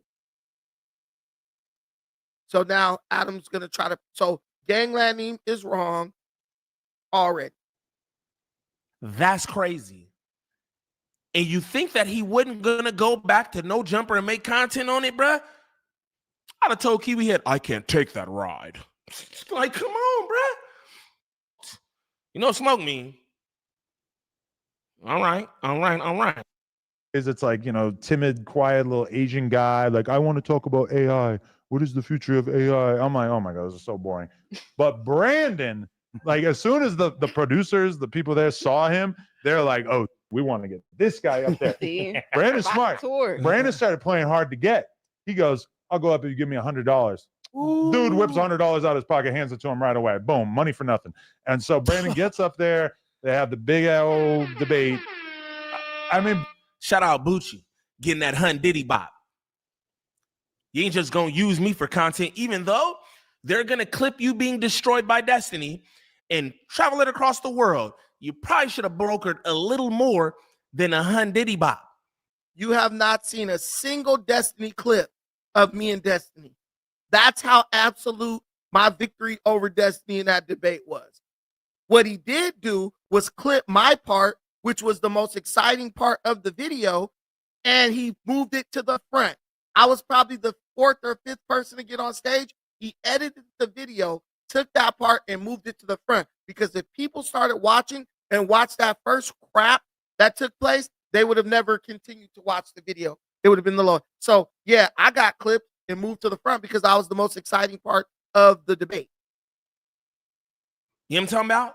At least get paid what you get paid for. No Jumper, straight up. I reposted it on my You can't charge someone $500 for 10 minutes. Nobody's gonna do that. So stop. You can't be like, oh, I need $500 to be up there for 10 minutes. I was up there for 10 minutes or less and got my hundo and got on Instagram. You know what I mean? Try to do my thing for you. At some of the points that he was making and the overall tone that I saw in the YouTube comments at some of the points that he did well in the debate. I will say that I'm rewinding a little bit more. Straight up. I reposted it on my Instagram. You know what I mean? Try to do my thing for you. Brandon feels pretty strongly that he did well in the debate. I will say that it felt like the audience was getting some chuckles in at some of the points that he was making. And the overall tone that I saw in the YouTube comments in Destiny's Reddit was very much kind of dismissive of his contribution. So some people seemed like, even in our Reddit, that they were really enjoying seeing Brandon go up against somebody who does this for a living and is very much a consummate professional like Destiny. So Brandon felt pretty good about it, but as a whole, I'm not sure that the opinions are that positive. To be fair. See, but this is the problem with Adam. Adam looks at the comments and actually tries to, he's not an honest dealer, right?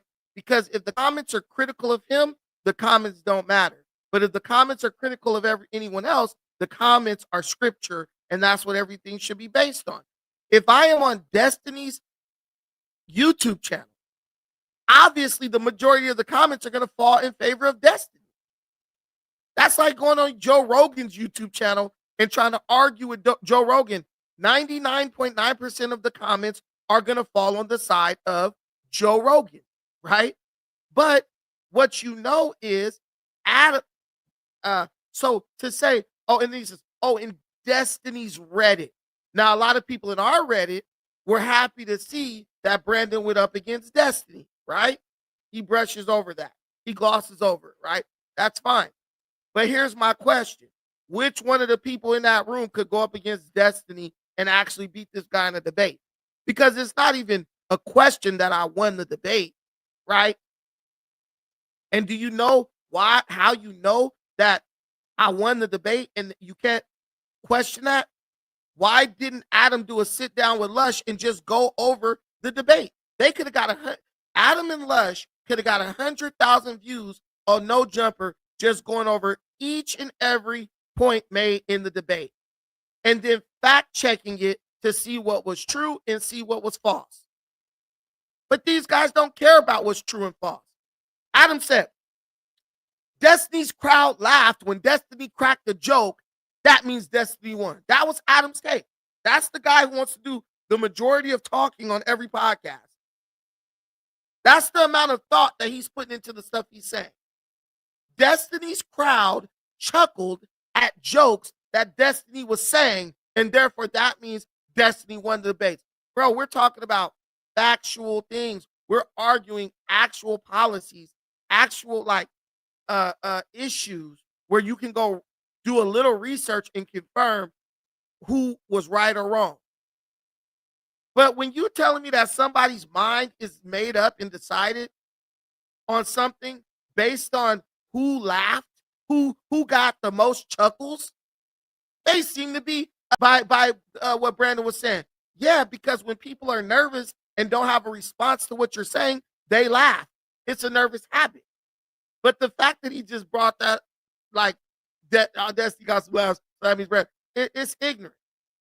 You could have watched my breakdown, and I was very fair with my breakdown. But there is no way. If you count issue for issue, I cooked Destiny on most of the issues. That's why Destiny kept trying to pivot. He kept trying to move the goalpost because he's like, he got me on this. Because I don't argue fantasy. I only debate reality. And a lot of what Destiny argues is hypothetical stuff and projected stuff and whataboutism and, oh, in a perfect world, it would be like this and it would be like that. So there's no way he could have won the argument. Let's keep going. Fair. That's like playing a pickup game with like an NBA star. And like, you feel me? Because, and we did that pod a couple years ago. Last time I was, you feel me? So to a dope fiend, debating Destiny is like playing pickup game with an NBA star. Lush is doing what Lush does. He's glazing Destiny. But why don't they just break down the video and see who really won? Have Josh fact check in real time, right? Because, you know, when I used to sit on No Jumper, I used to be like, why don't you just look it up? When they used to try to, when Josh would try to argue with me about political topics, I would say, Josh, you're in front of a computer, just look it up. He would never do it because they don't care about what's right or what's wrong. They are trying to attack you emotionally and hope that they can emotionally draw more of the audience to their side. It has nothing to do with facts or evidence. Before. And we're way out of memes realm of we're way past his IQ level. So he ain't even commented on nothing political. Or the Exodus with me, you, and T-Rel and Destiny. And what's the T-Rel trying to talk to Destiny is like one of the funniest things. Well, that's yeah, ever happened on here. Honestly, thank God I was there to offset the stupidity a little bit. Like, but then on top of that, there was what was the Russian Rusland Christian rapper dude? Ruslan. Yeah, Ruslan. Yeah. So there's like a dude who believes in God and Jesus, and then you have an atheist or agnostic. I forget how he identifies. Destiny. They were debating. It's really difficult to get a point off on Destiny. Like, he's so well versed in the art of like debate and conversation. He's really not well versed. Destiny has a very simple strategy. I'm going to overtalk you. I'm going to talk fast as hell, so you really can't catch on to anything I'm saying. And then I'm gonna crack a joke because when people laugh, they forget about stuff. That's not no real talent when it comes to debating. And I got many points off on Destiny. If I didn't get many points off on him, how did I clip the points? That's what I'm trying to understand. How did I clip the points? You can just watch the first few minutes of the debate and see I got a great point off on him. And he was like, I don't totally disagree with you. So yeah, Lush just sounds retarded with this. And this is the thing. Bucci fancies himself to be really good at debating too. Yeah, and Neem never even watched the debate. So here goes Neem. I don't like Kiwi Head. I don't like No Jumper, but anything No Jumper says, I'm gonna take it on face value and not even research it. Neem, you're just as much of a slave of No Jumper as anybody else because whatever they say to you is truth in concrete facts. You don't know what happened in the debate because you never watched it. But if Adam says, oh, this guy lost, then guess what? You're going to go with it. And your video probably would have went more viral if you would have said Adam violates Bucci Bear by lying and saying he lost the debate to Destiny, because that's what it is. It's a lie. Adam is very careful to not straight up lie. He's media trained enough for that, but he's basically saying like, oh, he's telling you that his criteria, the way he measures winners and losers, is based on the crowd's reaction. But if you go against anybody who's popular, their crowd is going to react more positively to them than you. So for Lushable to say that was like somebody coming off the street trying to play a pickup basketball game with an NBA professional is wild, because let Bucci tell it, he's a professional at this. Here we go. Anything Lush says is true. Lush said Destiny is a debate expert, therefore it must be true. I'm not making Neem say this stuff. This is basically what Neem is implying. If Lush says it, it must be true. You got to be a little bit sharper than that. Bucci's the smartest person at No Jumper. He's too good for No Jumper. He need more money and more slots. Then you go where you comfortable. Get that ass spanked. Ask him, did he watch the debate? No. So you're making you're coming to a conclusion based on people's opinion, based on the opinion of people you don't even respect. That's crazy. Let's continue though. I need his Adderall prescription. I don't know what the he be off, but he be smoking. But like he's on Vyvanse, I think. Oh, okay. Which I don't even really know what that's like. It's like the limitless drug. I heard this from the nurse. Okay. Really? We might need to. I mean, he talks about it like it was Like the the Limitless. biggest Have you seen game that movie? changer. No, what is the name he said? Vyvanse. Might need to I don't try really that. know that much about it. I'm gonna be real. Nigga and Hefe, like how much them go for on the streets. But what the check say? And then pills too. Show that was like you said, that was like supporters of his. Because like the dude who's like, I'm just saying that was funny. He said, what that's called? Yeah, well, all I know is like Brandon obviously is going to shine in that context compared to the other people, because Destiny's ops weren't buying tickets to that show. That was like you said, that was like supporters of his. because like the dude who's like who went to debate with Charlie Kirk. Now they just said Destiny's ops are not buying tickets to that show.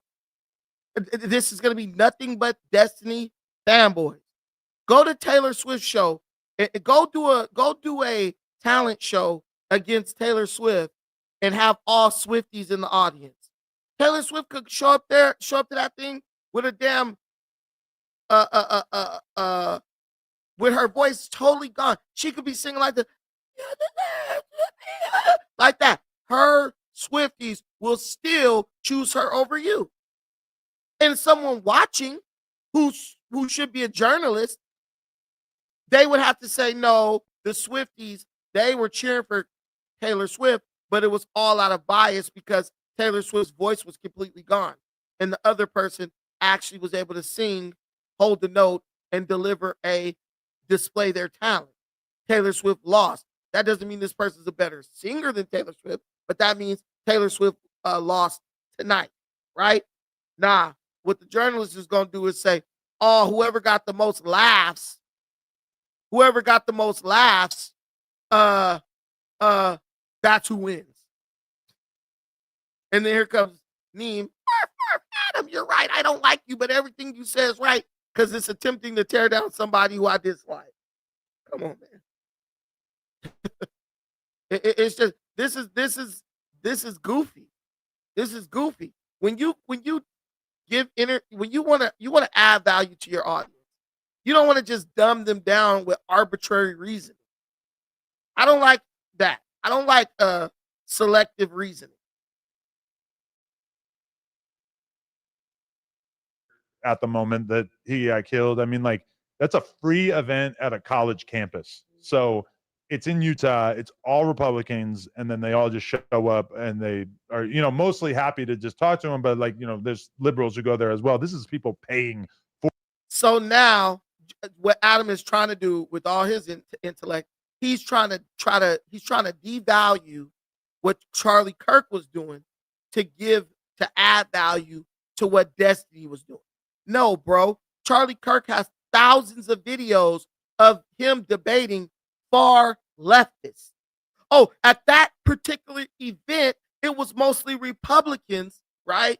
So it's easy for Charlie Kirk to get away with it over there because it's a free event and most of the people are Republicans.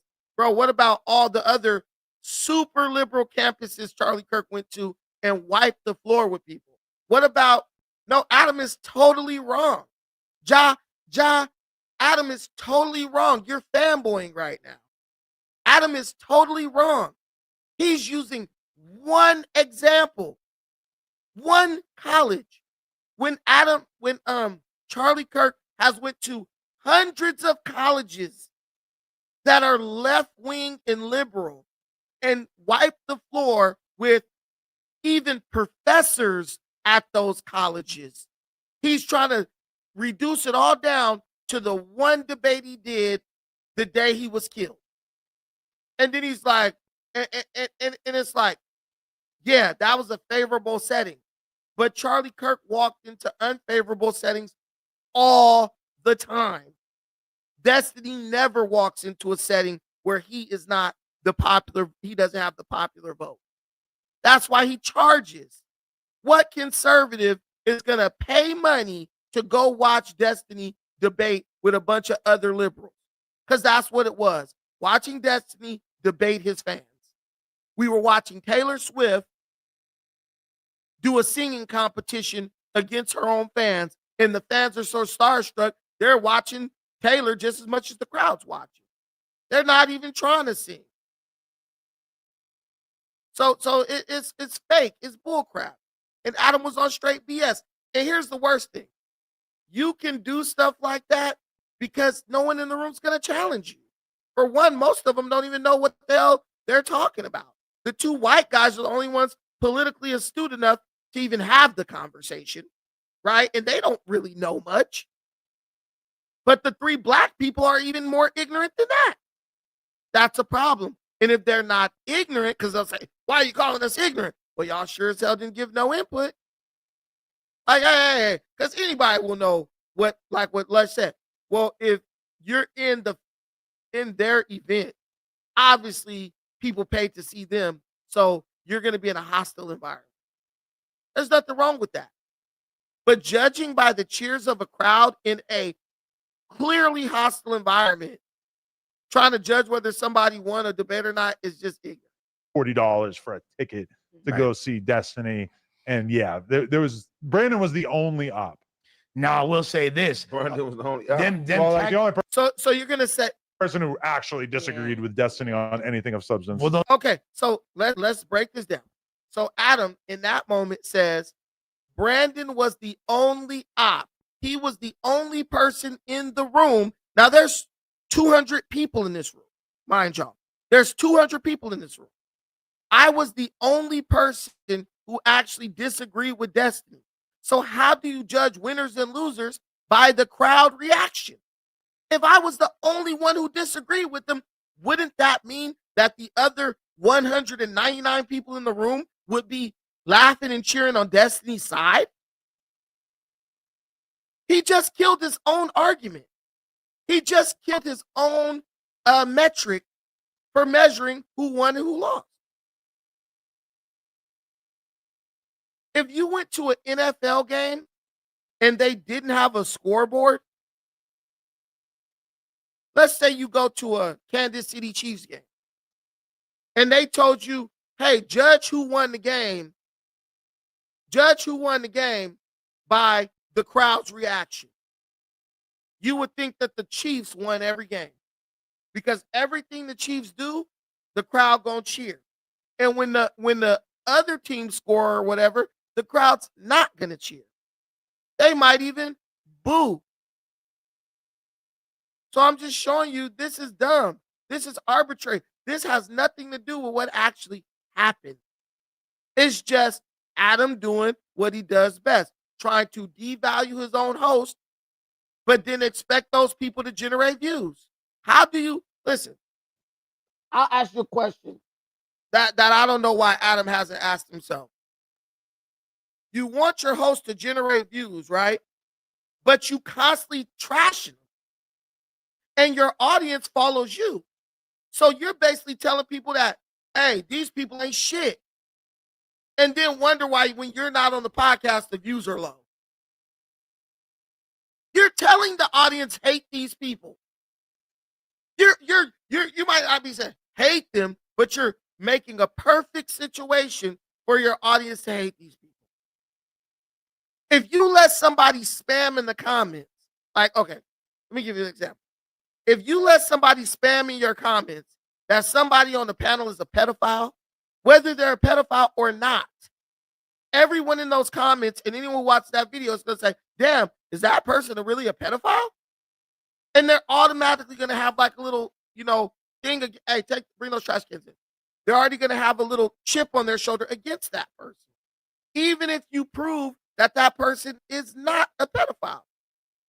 Because because this is the way the human mind works. If you allow something to continue to be said, most people will believe that there's some validity to it. Like if somebody came in here and was like, this or that person is a pedophile, and I would delete it and I would say, stop doing that. And then if they continue to spam it, I would delete that person and ban them from my channel. Because we don't know if whoever they're talking about is a pedophile. And I'm not gonna let that narrative be embedded on my channel, right? In my comments. No jumper will let somebody spam the most heinous thing about a host over and over and over and over and over. And Josh or whoever is sitting right in front of the computer, not doing anything about it. Right? Neem streaming about my debate is done. Gangland Neem make a video about me every day. That ain't nothing spectacular. But this is the thing. That's what's going on. So you want to like, do you think LeBron James would be considered one of the greatest basketball players of all time if everything he did, the NBA just tried to minimize it? Oh yeah, LeBron James scored 50 in a game. Oh man, Kobe did that 15 times in a row. No. 100% brick, baby. It's called poisoning the well. You're poisoning the well, but wondering why people dropping dead when they're drinking the water. That's what Adam does. And I think he's become so content brained, he can't even tell that he's doing it anymore. But he'll sit there. Okay, I'll give you another example. If you watch the Adam and Wax show, right? This is another example of Adam doing the same damn thing. If you watch the Adam and Wax show, Adam says, Brandon's under this impression that he brings a lot of views and he gets all these views, but I'm not seeing it. Wack asked him a simple question. He said, well, have the views been down since Brandon hasn't been on the show? He said, I don't know. I have to look into it. Adam says Brandon is under the impression that he brings all these views, but I'm not seeing it. Whack 100 asks a very simple question. Well, since he's been gone, has views been down? Adam says, well, I don't really know. I got to look into it. Bro, you made it seem like you had already looked into it. Like you had said, Josh, give me a report on the views since Brandon left No Jumper. But anyone just watching can see that the views are down. You can just go to No Jumper and look at the views and say, the views are down. I'm not bashing No Jumper, but it's obvious. Even the viewers see it. But what I'm telling you is, I believe No Jumper has become something of like not a cult. Maybe you could say they have a cult following, but it's to the point where Adam actually thinks like the viewers of his channel.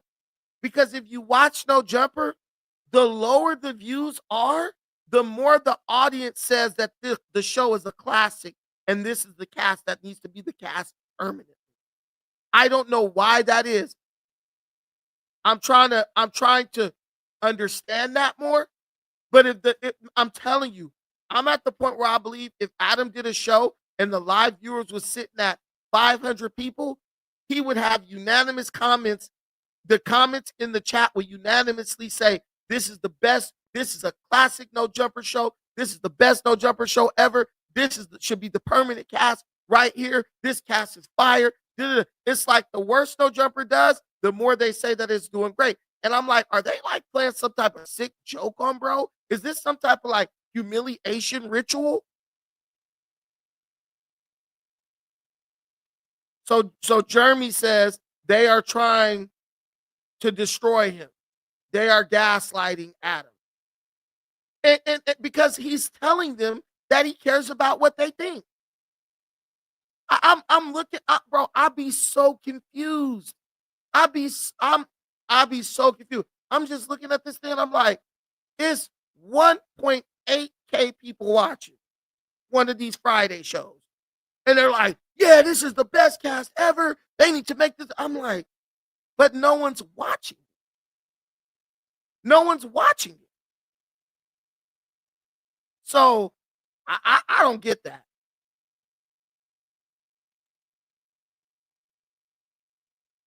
Man, bro, every show since I left, Zaza, they bring me up. Every show.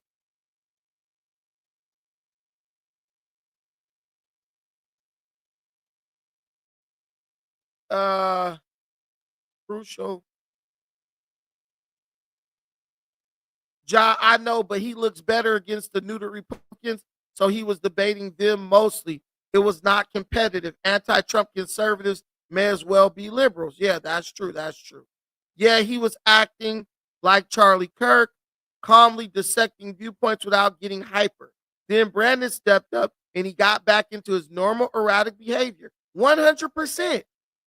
100%. He was all chill and mellow. Destiny we're talking about was all chill and mellow when his basically his fanboys were on stage. When I got up there, he just started going crazy, like da-da-da, and dude, I brought up a statement, like somebody even commented this in the comments of our video. They were like, bro, they were literally like, you made a statement, and Destiny just started screaming about Venezuelans getting bombed in Venezuela.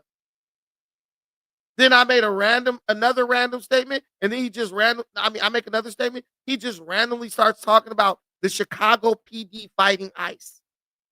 I'm like, oh yeah, he's trying to move the goalpost. That's normal. People do that all the time in debates. But it's because he's not challenged on these in this way. How many fathers with kids that they're actually raising are going to a Destiny event? Probably none. So it's just not a part of his fan base. So when he goes up against me, it's like, yo, what the hell is this? What is this? This is not what I signed up for. But he needed me on there so bad because I'm telling you, the thing was a snore fest. It was an absolute snore fest. Let me show you this.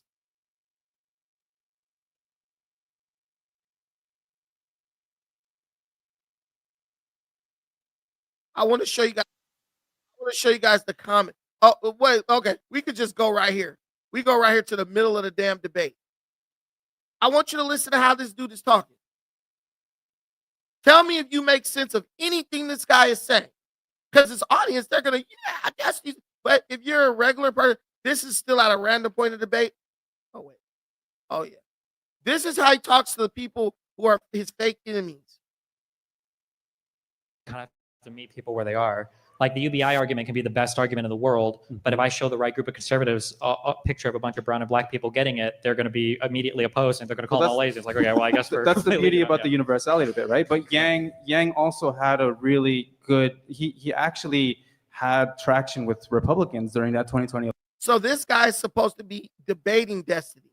He gets on stage talking about UBI, Universal Basic Income, which was an idea of Andrew Yang, who ran as a candidate for the Democrat nomination for the presidency.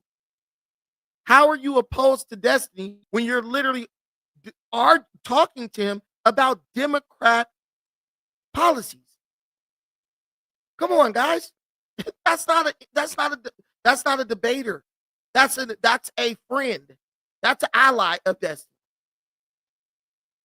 But I'm going to play this, like, for those of you who may not watch my breakdown, I'm just going to play the very beginning of this. And you guys can see how this went. And when I was reviewing it, I was like, just show me where I got killed. Show me where bro smoked me. And no one can show me.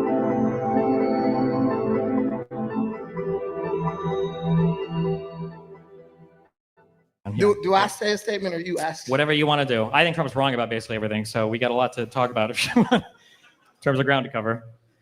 The far left is nothing more than a coalition of fragmented groups standing on a platform of pure hypocrisy. Okay. That's my belief. Can I ask, when you say the far left, who are we talking about These here? people right here in this room. Okay. At that moment, when those people laughed, Adam declared Destiny the winner. Oh man, the crowd's more like laughing for Destiny. He got a few like, bro, what are you talking about? Adam doesn't. If you, I'm gonna do a review of Adam's interview with Sneeko, where he actually revealed how much of a far leftist he is. People didn't really notice that, but the guy is just a Destiny style liberal. Adam is, but he tries to pretend like he's not. Because think, he bought those tickets. He wanted to be in there. He bought those tickets before he ever invited me. Okay, so help me sort this one out, okay? Because this is my common rebuttal, okay? So when I ask people, like, who are the far left, okay? I get an answer like this, okay? Right. But then when they ask me and I talk about the far right, I would say the same about, like, Congress. So, like, I feel like is Laugh. They're laughing at jokes. How is that a win? They're laughing at jokes he's making while he's trying to get me to give clarity on my statement. That's a win? Come on, guys. That's what we're doing nowadays. As much as I love my fans and you guys are powerful, I don't know the capacity for changing the character of the United States or California, or even LA. But for Republicans, I feel like they're changing the character of the entire country at an accelerated rate in a way that I really don't like. How can I make these two things equally threatening? Like, make me care about, crazy college kids that are far left. Well, the youth are the future, right? That's what we've been taught since we were born. The children are the future. So the reason why the far left leaning college kids are an issue is because these are the people who old people like me will hand this country over to. And we're in a time where, it's an unprecedented access to new information, right? So you pretty much can go out and find something that supports what you want to believe within 2 or 3 seconds or minutes. It wasn't like that in the 60s. It wasn't like that in the 70s or the 80s. People had to actually go search for, they had to go do research. You had to go to a library, open a book. And when you're searching to find what you want to believe, like support for what you want to believe, oftentimes you'll find things that go against what you believe, but they make a lot of sense, right? Research is necessary. Now you put on TikTok, you got 100 people, an echo chamber saying exactly what you're thinking, and you really don't have a need to do any type of research. And that's the age we're in. Sure. And I'm low-key describing the very room that we're sitting in. This is an echo chamber. Everyone is feeding off of each other in here. So no matter how ridiculous the statements being made are, they're not gonna call it out for what it is or for its ridiculousness, because they're just vibing out. You ever been somewhere? Have you ever been to a concert with a really bad band that sucks, but everyone in there is a fan? You're sitting there like, this band sucks, but you can't tell the people standing next to you that, because they're just vibing out. They love this band, no matter what you say. So I don't necessarily disagree with some of that. I mean, I would say that every age brings with it like access to information in ways that we didn't have before, right? And, the printing press and radio and then TV. I think was Vietnam the one that they called the TV war, whatever, the first, where you had people that had like video footage of soldiers coming back wounded and stuff, and you had a lot of college kids protesting that. For Iraq, that might have been the first time we had like embedded units where we were getting like reports like on the ground and video footage and everything. And now we're seeing, 4K drone high def footage of people blowing each other up in Ukraine, Russia, Gaza, Israel. I get it. So I do agree the information is increasing. The one thing I guess I don't like, or that I'm confused about when it comes to college stuff, when I look at like kids who are 18 to 22, aren't you supposed to be like kind of stupid? Isn't that like the time of your life to be crazy? Because we went from the kids now are basically in echo chambers created by, media and access to information through their phones.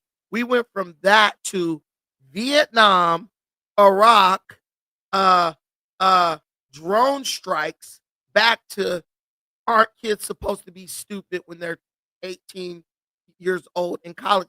Bro, that's a win. If that's a win, y'all win. If that is a win, y'all win.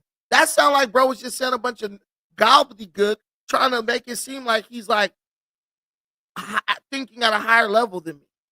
Like if I talk to some like 20-year-old kid and I was like, tell me about your political outlook, and he's like, well, I'm a strong supporter of institutions and fiscal responsibility. I'm like, God damn, this is the most boring fucking household ever. Right? Like, aren't I always like crazy? Isn't that normal? Well, Kamala Harris said the same thing about college kids being stupid, and look what happened to her. She didn't get elected, right?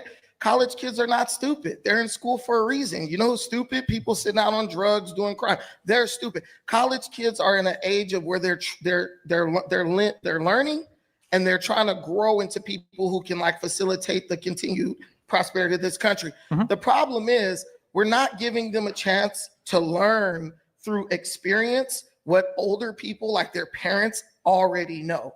What do you think is? So I do agree that college kids, for demographic reasons, and like if you're going to college, you're probably a little bit more intelligent. You go. I do agree. Oh, Destiny cooked you.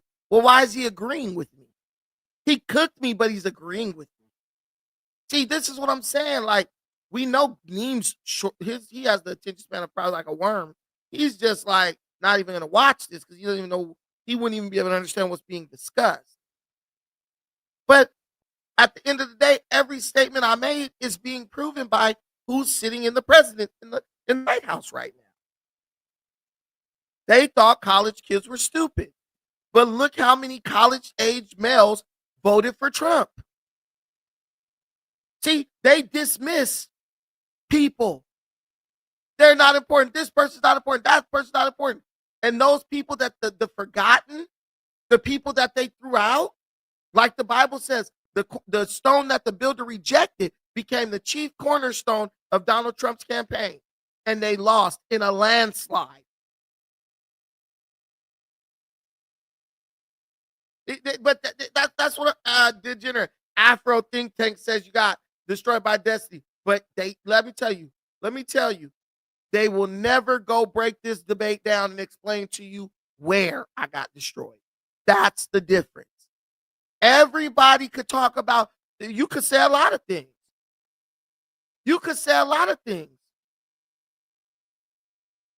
But you have to prove it. You could say that you could say Gary Payton is better than Michael Jordan. But you're gonna have to prove that. Show me the footage. Roll back the film. That's why people record things. That's where I'm trying to. Hey, too dizzy. That's what I'm trying to figure out. Where did I get cooked? Where did I get cooked? Oh, they get more intelligent. Like I agree with that. But here's a better question to ask. Find one lie that Brandon told. Find one lie that Brandon told on that stage. Everything I said on that stage was true.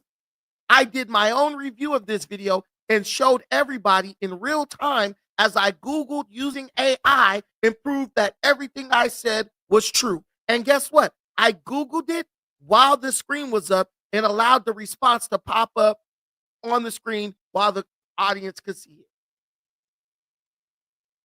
His real name is Steven, not Destiny. But it's just BS, guys.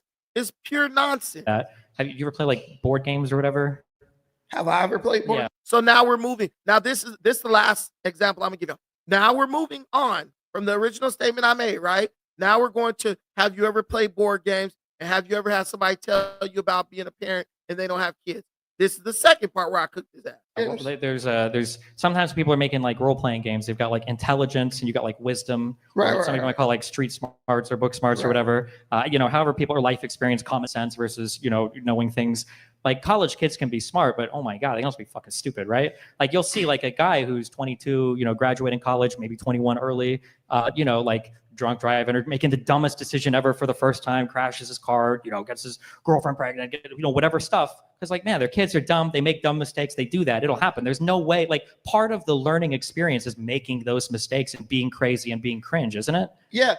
So, I mean, Mark Zuckerberg's not stupid. He was that age at one point and he created $1 billion company. The more access you have to information, the less ignorant you are of what's going on. I could see the college kid like Ferris Bueller's Day Off or something like back in those days. Yeah, you kind of were expected to be a little bit dumb and gullible, but now people have information. They have answers to things at the touch of a button. I don't think they're as ignorant or as stupid as we would like them to be. But I mean, like I think the Democrats banked on that and it like blew up in their face. And I think that's one of the hypocritical aspects of the far left is that they expect everyone to be so dumb that they don't actually think, about the issues that they're expected to go vote on. And they just take somebody like Maxine Waters' word for it, somebody like Kamala Harris. Like, I don't think Kamala Harris is smarter than the average 21-year-old college student, honestly. They can string a sentence together. She can't. Kamala Harris, if she can't string a sentence together, I have no idea how much you're paying for Trump translations because there's no way you can understand anything that guy's saying. If Kamala Harris, listen to what he said. If Kamala Harris can't string a sentence together, I have no idea how much you're paying for Trump translations because I can't understand a word that guy is saying. Guys, we have thousands of videos showing that Kamala Harris is incapable of making a coherent point. That is one of the main things. That let me get you out of here. I'm sick of this dude. That's one of the main things that lost her the election. We must be whatever by what has been, or what was the statement? What was her statement?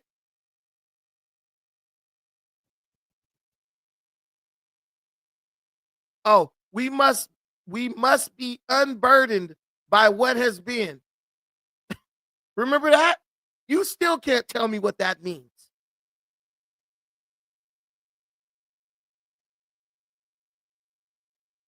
We must be unburdened by what has been. Dude, Trump got on stage, articulated clear points. That is why America resonated with him. His words resonated with Americans. Guys, Destiny just argues a bunch of losing points. College kids and look, what's funny is, you got to be out of touch when you're arguing to prove that college kids are dumb, and your audience is made up completely of college kids. Everybody in that audience was a college kid. There was 50% of the black representation there because there was only 2 black people in the room. Me and this other, a bum who wandered in off the street. I swear to God, a bum wandered in. And Adam brought that up. He said, damn, it's crazy?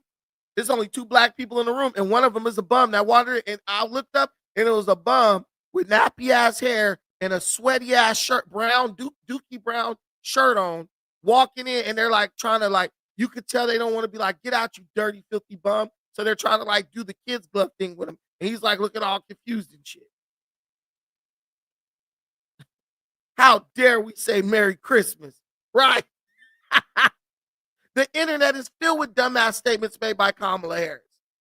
But we have to pretend like we don't remember that. So Destiny could be right about his nonsense he's talking. Yeah, Adam was 100% wrong. Not even relevant in this conversation. But that's it. I don't want this to drag on too long. It's been 2 hours and 20 minutes. But guys, I hope you enjoyed this live stream. I appreciate everything you do for me and this channel. One more time, $5 holler from my boy Sticks and Stones. Had to drop something in the collection plate and pay my tithes, bro. I appreciate that 100%, my brother. Much love, much love. Until the next time, everybody, please take care of yourselves. But most importantly, take care of each other. Tune in for the next episode. Stay tuned for the next episode of Defiant with your boy, Brandon.